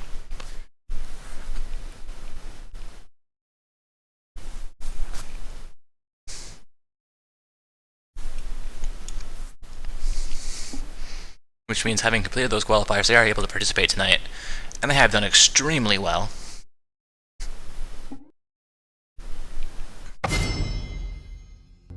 And we are into Champion Select for tonight's finals. Once again, guys, this is Dark Orb Shoutcasting for Not So Stuck Gaming's Amateur Bracket Tournament on July 20th. We have made it through 3 rounds of play so far, with 16 teams starting out. We are down to the final 4. Final 2, technically, though we do not know the 3rd and 4th place positionings yet. We know who will be in 3rd or 4th, as well as 4th or 3rd. We're not sure exactly the order that teams will take. So final 4 teams still duking it out for those final positions. Braum and Kale getting banned out, as well as Tristana. We've seen these bans before. This is coming out of Imagine Reality. We're going to see a Vi, Elise, and Wukong ban come off of Hampton University. That is Imagine Reality on the blue side versus Hampton University on the purple side. A Thresh pick coming through for Imagine Reality. This will be the 3rd, if not 4th game we're seeing a Thresh played by Soil. And the Todd one for Hampton University picking up that Evelynn right off the bat. I do recall the Todd one playing this Evelynn before, so it should be a good game. These are the previous winners of last week's tournament. Let's see if they can be knocked off of their throne. Imagine Reality putting up a great fight tonight, coming out from behind in their first game and dominating their next two.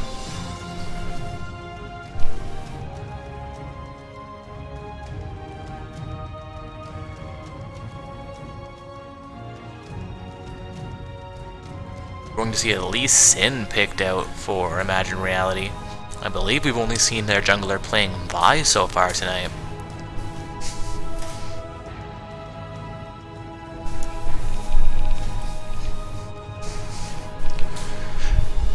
Potentially going to be a TF in this game as well. Jace and Morgana both locked in for Hampton University.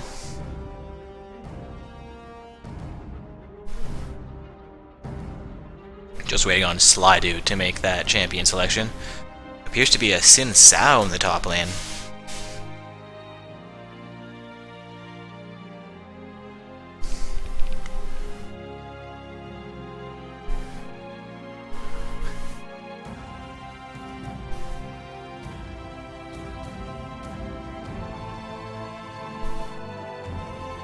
Seeing Orianna hovered over makes me curious if Jace will be in the top lane versus that Sin Sao.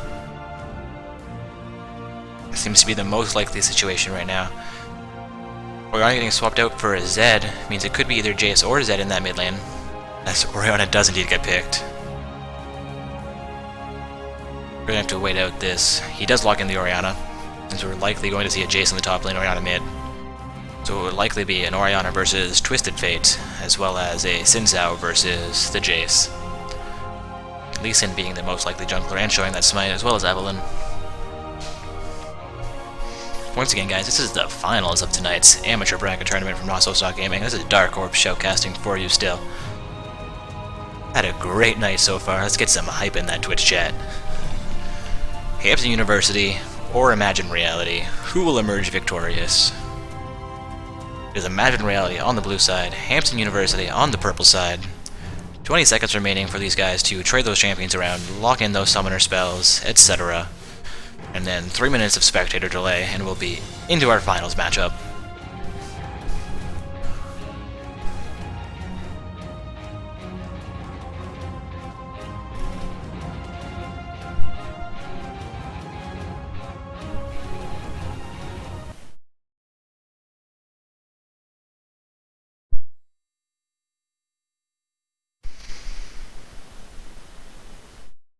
I believe we've seen the Jinx Morgana pairing before. It works very, very well. Jinx not being quite as pokey as a Caitlyn, but having a fair amount more CC with those chompers as well as her slow, pairs up well with Morgana. If you can land a chompers or a dark binding, you can easily wombo combo that into a second one, locking your opponents down for a fair amount of time, getting to pump out a lot of damage.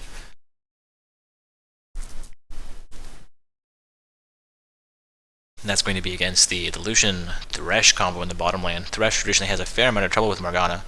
So something interesting to note is if you time the death sentence landing onto a black shield correctly, you can pull yourself to her before it ends and land that flay as it drops. So you do get the extra CC. So it is potentially a waste of a death sentence losing the CC from that one. You do get your slow from flay as well as some damage.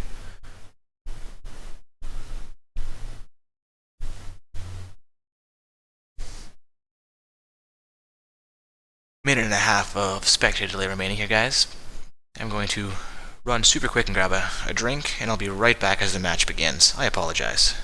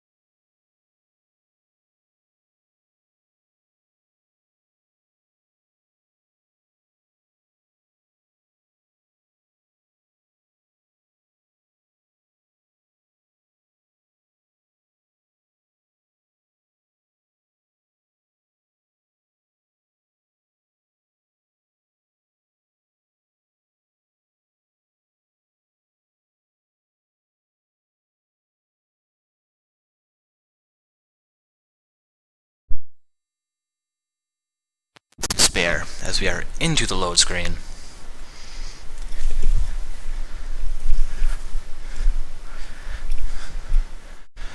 I'm excited for the finals matchup, guys. Is everybody else excited for this one? Assuming bookcases can get into the game here, we may have a pause if not. We have 3 silver trims and a gold trim showing on Hampton University, as well as 1 no-show. We've got 2 platinum trims, 2 gold trims, and a no trim on Imagine Reality, as we've been seeing all night. That platinum level experience last season might be working in their favor. They do have very few games played this season, however. Lots of normals, not enough ranked. So, that is the way you want to do it. If you would like to maintain a higher ELO, the more normals you play per ranked game, the more practice you can be setting it in, and practice does make perfect.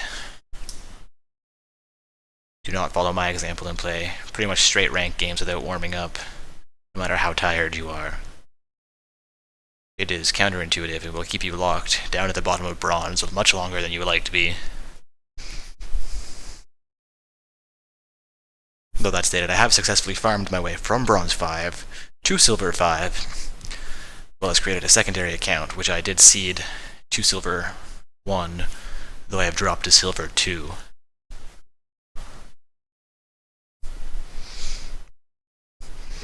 Alright, enough about me. We should be getting into this game momentarily. Morgana is still unfortunately sitting at 7%. She is showing a gold trim, though. Something crazy going on. Optimizer Pro. Not needed right now. Alright, back to the game.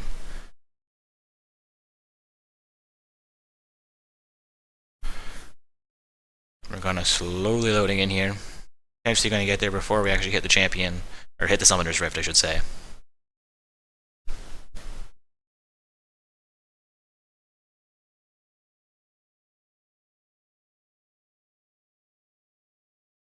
Also, for anybody watching tonight, once again, as I'm sure you're already aware, this is Not So Suck Gaming's amateur bracket tournament. We're in our finals currently. If you're enjoying what you're seeing, please go ahead and hit that follow button. We would love to have you back. We do have tournaments 3 times a week. 1 open bracket, 1 semi-pro bracket, as well as the amateur bracket. We have been doing a giveaway the last three or so weeks. If we reach 100 viewers, we will give away $10 in RP. And occasionally we will do as well, if we reach 50 viewers, giving away a mystery skin. We've had 2 summoners win mystery skins so far.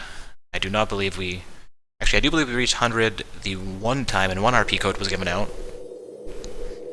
But it has not happened in a week or so. So tell your friends, come on back with them. Always love to have participants as well as viewers. You guys really do make this possible for us. Purple team solidly pinging out that mid lane inner turret. A little bit of trolling.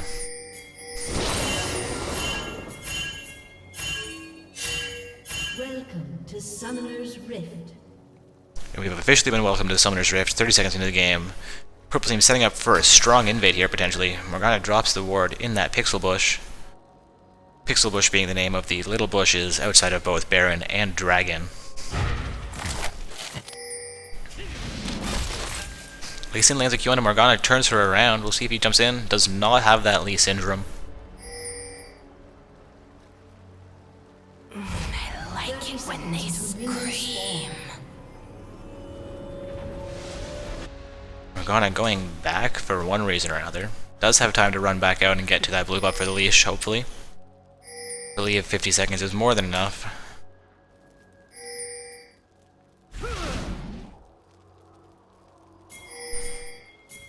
Once again, guys, this is Imagine Reality on the blue side versus Hampton University on the purple side.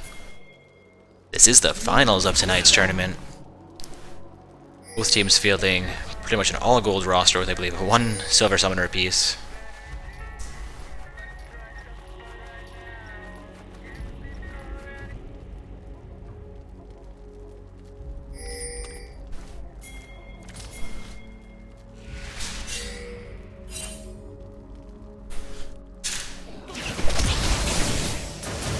The leash has started on Lee Sin's red buff. quick MIA ping around that blue buff on Evelynn. Seems like her leash may have been a little bit late. She does pick up the blue buff and moves on to the wolves though. Morgana and Jinx coming out to the lane a little bit later than that Lucian. They may hit level 2 a little bit late. We'll see if Lucian and Thresh are able to capitalize on that. Not always what the bronze through gold summon was thinking about, but what you need to be thinking about. Watching those levels, watching those items, seeing where you're at in relation to your opponents, when you can capitalize and make a play.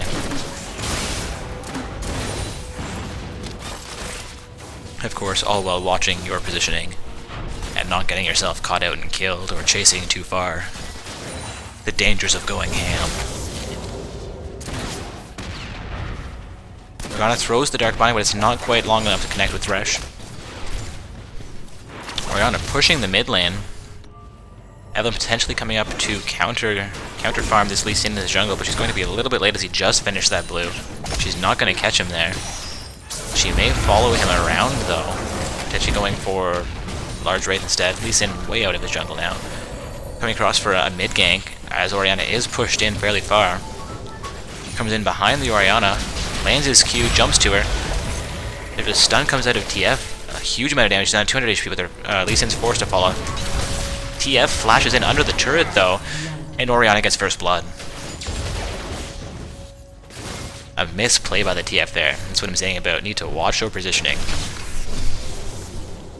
Cost him his life. Lee Sin now, out by himself. Orianna not as low as she should be. Evelynn chasing him down. He's down to 200 HP. He might get away there as Evelynn's forced to fall off. Some action in the bottom lane as well.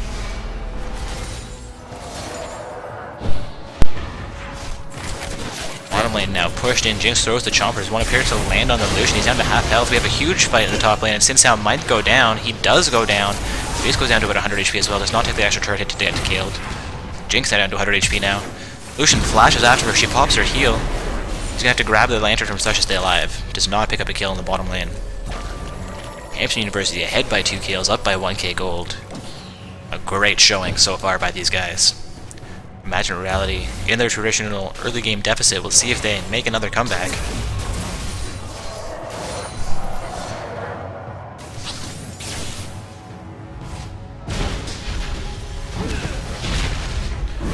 Evelynn not yet spotted out by the Lee Sin. She will potentially get this kill. He flashes into the bush. A nice flash, but not going to be enough to keep him alive. Great play by Evelynn. The counter jungles are real. Thresh grabs that lantern almost right into a Morgana. Right into... Is Evelynn down there as well? My camera just moved away on me. Yes, Evelynn was down there right into Evelynn. As Morgana pushes the lane. Or sorry, pushes for him as well. They do not get caught out, but they are forced to back.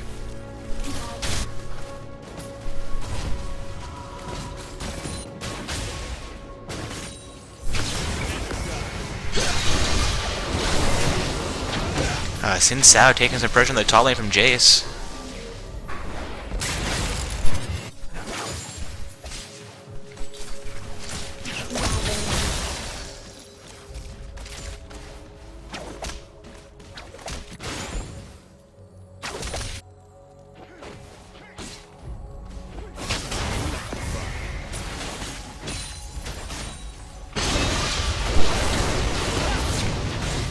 Jace playing this really well. Ignites onto him. That tick, the ticks of Ignite do take Sin out.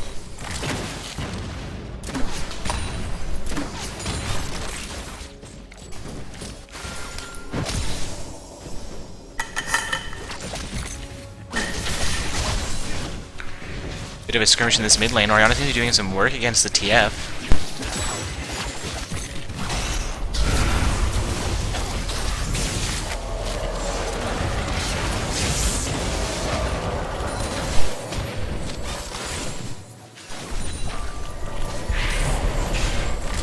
University now up by a solid 4 kills. Get this scoreboard before I forget again. Thresh throws the dead sentence but does not connect.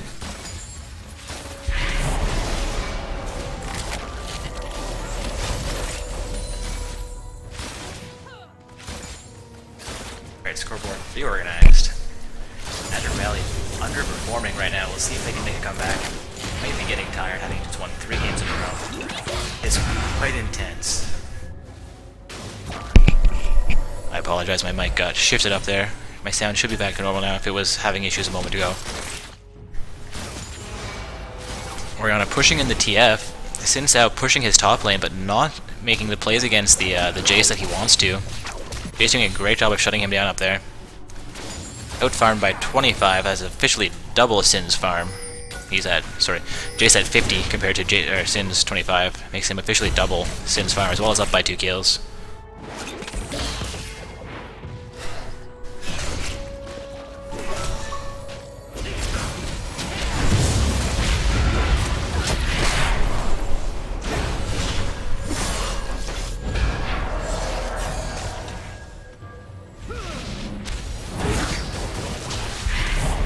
TF using his ultimate to come in there in the middle of 3 members of Hampton University. There might be a first kill going over to Hampton University here.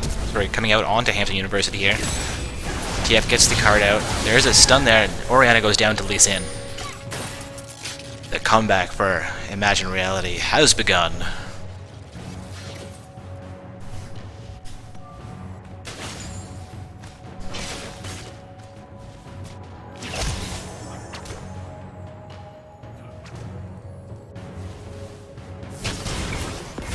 Jace throws that through the gate, but it doesn't connect with Sin. Evelynn coming over this top lane might mean trouble for him, though. See if Evelynn comes in behind that turret, except she seems to be content to go for the blue buff of the blue team. Evelynn counter-jungling as much as she can right now, using her invisibility and her stealth to her advantage. Of course, invisibility and stealth are the same thing, so it's not an and. It's just using that to her advantage. TF now pushing in that mid lane, doing a great job of chunking the turret down.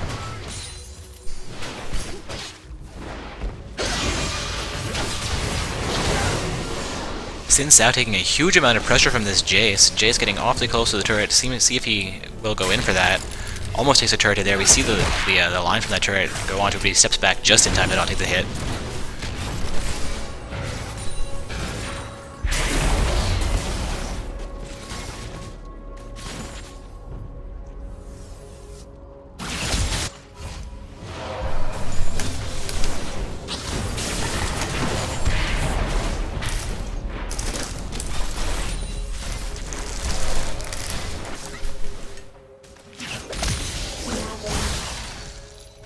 Orianna line, some good poke on the TF there.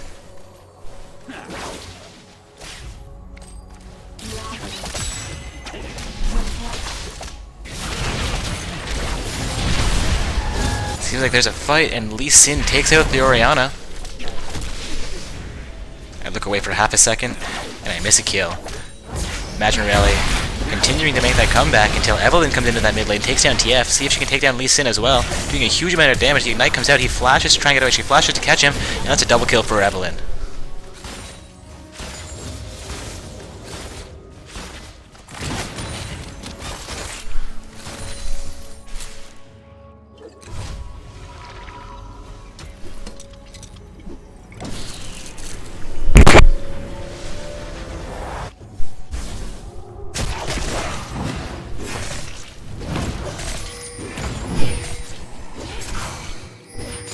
Not to share it with Orianna.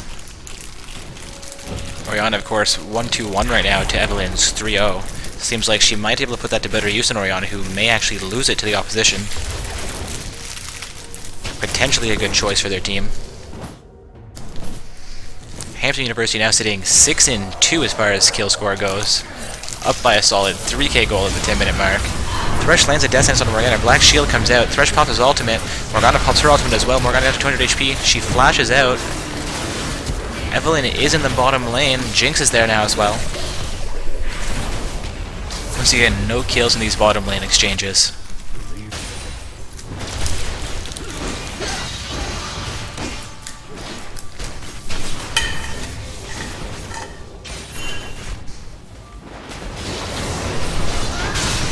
Sin down to 50 HP there. Jace down to 200, 300. Jace goes down to the Sin, but Sin appears to take an Ignite and goes down as well.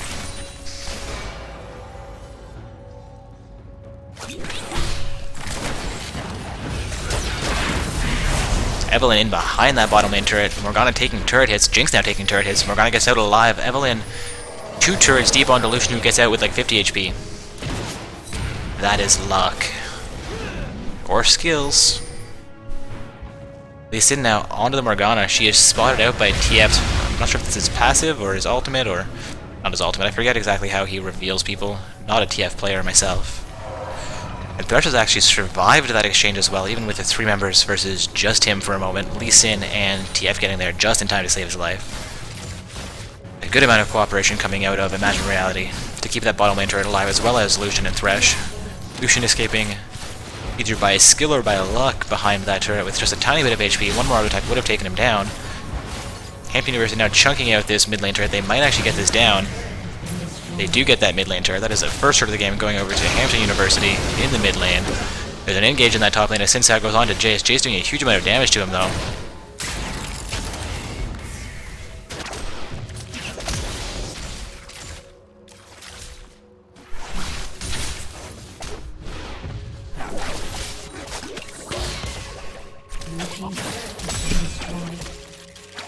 It's a second turret going over to Hampton University. Appears to be in the top lane. That is a turret going down to Jace. Evelynn now in the mid lane versus Thresh and Lucian with the support of Orianna.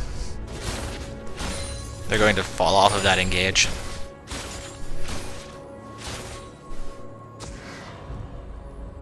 Goal difference now sitting just below 4k. Sorry, just above 4k. 3 kills and 2 turrets in favor of Hampton University. Imagine Reality has come back from a deficit before. We'll see if they're able to pull it off once again.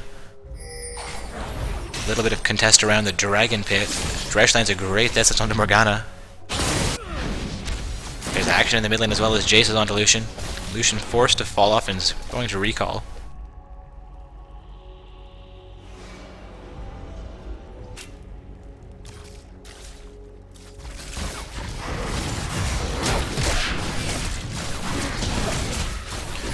Hampton University except for the Dragon is down to half HP, quarter HP here.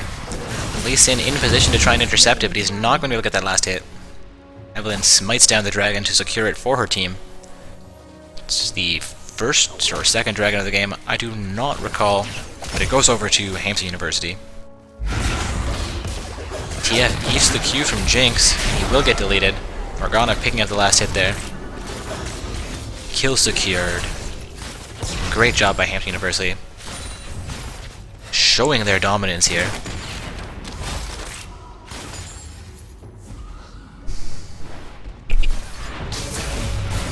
Potentially picking up a bottom lane turret right now. Thresh and Lucian not able to defend it effectively. That is the third turret of the game, all 3 of them in favor of Hampton University. Does Imagine Reality have what it takes to answer this? They're only down by 4 kills and 3 turrets.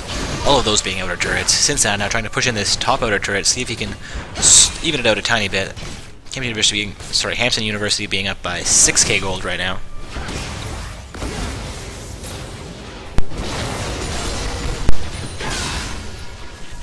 Push him away.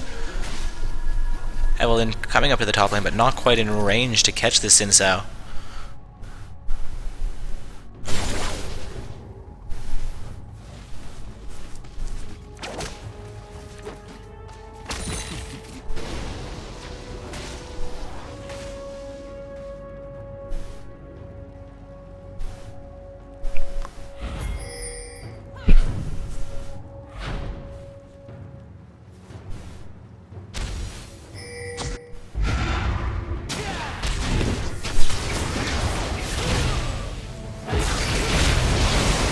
Lee Sin engages against 2 and is going to pay for it. That Ignite does take him down.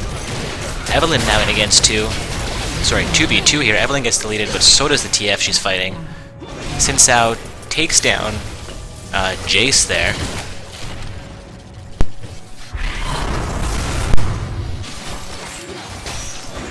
Thresh comes in to try and save his life. It's going to be 2v1 against this Jinx here. She flashes over the threshold. Thresh takes her down. Orianna coming in to finish off the Sin Sao though. Also this Thresh gets deleted. That's a double kill for the Orianna. A good time for her to come in. Not quite soon enough to save the Jinx, but enough to pick up a double kill. So again guys, this is Not So Suck Gaming's amateur bracket tournament. Decided to tell you about we have a little bit of LoL in action here, and this is our finals matchup between Imagine Reality and Hampton University. These teams competing for 3200 RP and a Triumphant Rise skin per teammate. as well as the second place team will be picking up 2400 RP per teammate. It is up to 5 summoners receiving the prizing per team. We have an engage here. TF overextends a tiny bit and he pays for it as Evelynn comes in. Lee Sin gets caught out as well. 2 for 1 in favor of Hampton University.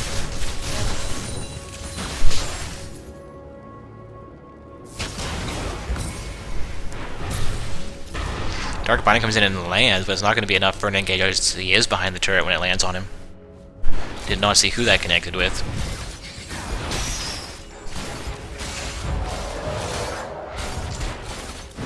Hey Zelicus, welcome back to the Twitch chat.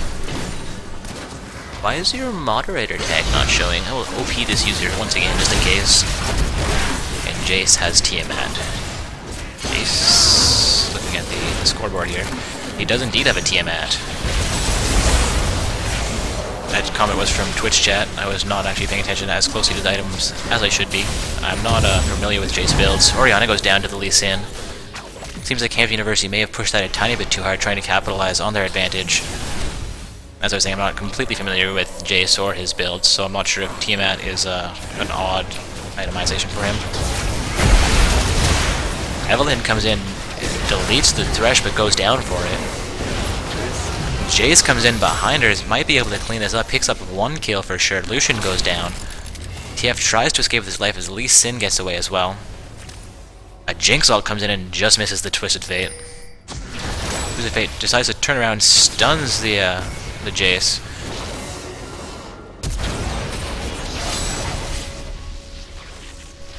TF now 1 more auto attack, he does go down.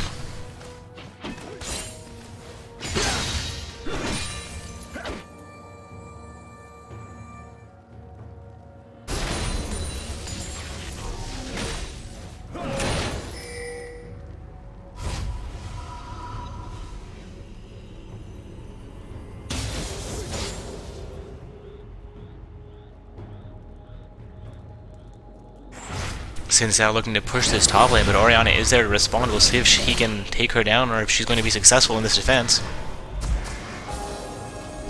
It appears she's going to fall off, getting a little bit scared at Orianna coming in. You have 2 members versus 2 in the jungle here. Thresh eats the Dark Binding, stands in the cesspool as he tries to throw out a Death Sentence, but does not connect.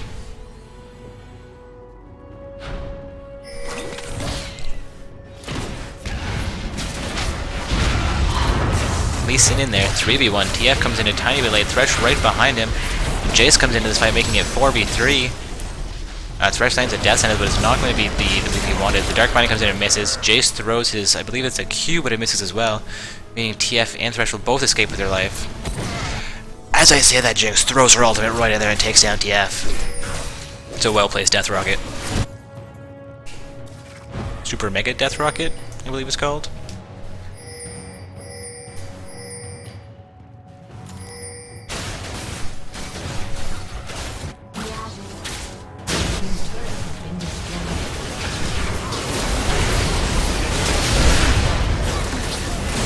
We have some action around this inhibitor. The inhibitor herd having just gone down, this could be the game. 2 members of Imaginary Reality get deleted. Their inhibitor goes down. All 5 members of Hampton University still alive, 4 of them in this base. Morgana taking a huge amount of pressure. Dark Binding lands on a TF though. Lucian getting forced out. Jinx doing a huge amount of pressure. Sin Sao now fighting it out with Orianna. Orianna might go down here. Well played by the Sin Sao. He does get killed, but he takes out the Orianna with him.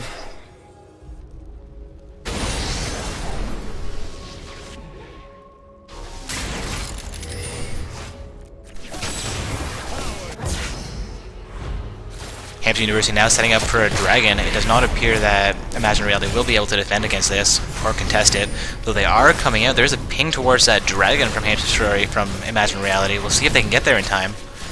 I do not know if they're going to want to try it or not. Jay's standing there to defend it. Evelynn smites down the dragon before Imaginary Reality can even get there. That is an unfortunate situation for Imaginary Reality, though they may have gotten themselves killed had they actually shown up.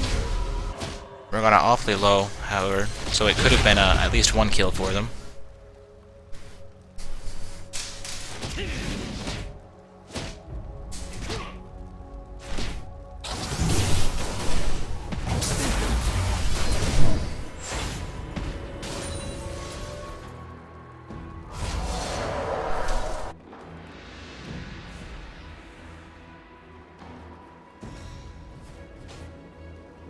Morgana choosing to put a Vision Ward in that Baron side Pixel Bush.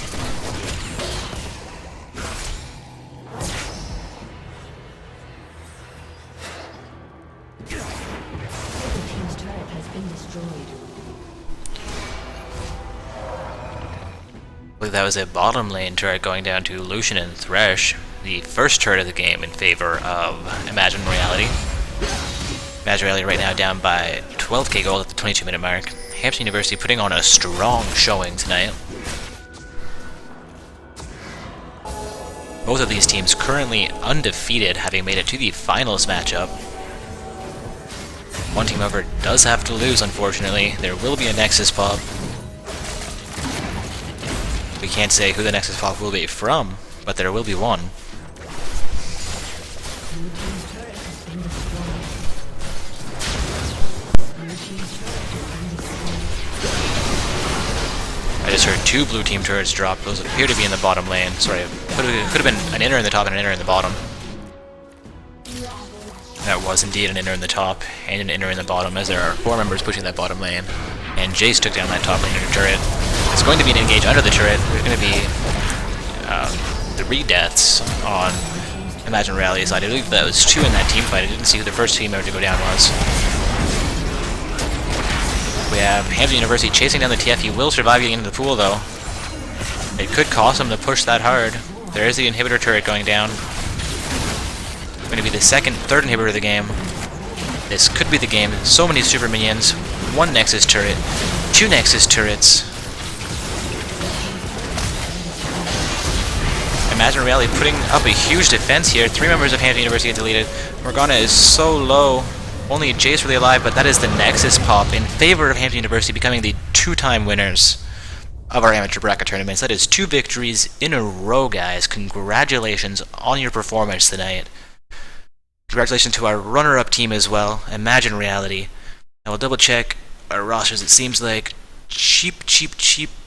No, it was around 3 loss. So Cheap and Can We Please Surrender are still playing their matchup. We will get that added to the bracket as soon as we know who the 3rd and 4th place teams are. But for now, we do have our winners for tonight. Hampton University has emerged victorious. Those prizes will be sent out either tonight or tomorrow night. We'll get everything recorded, submitted to Riot, and then they should be on their way within a few days. It may take up to 2 weeks, but hopefully we have had reports in the past of things taking, 48 hours or fewer. So hopefully those get out to you ASAP. Thank you everybody who participated tonight for participating. Thank you everybody who watched tonight for watching. We could not do it without you guys, the participants and the viewers. You're all awesome. You are the best. Thank you for coming out tonight. Congratulations once again to the winning teams. A huge thank you again to all competitors. And everybody, have a good night. This is Dark Orbs signing off.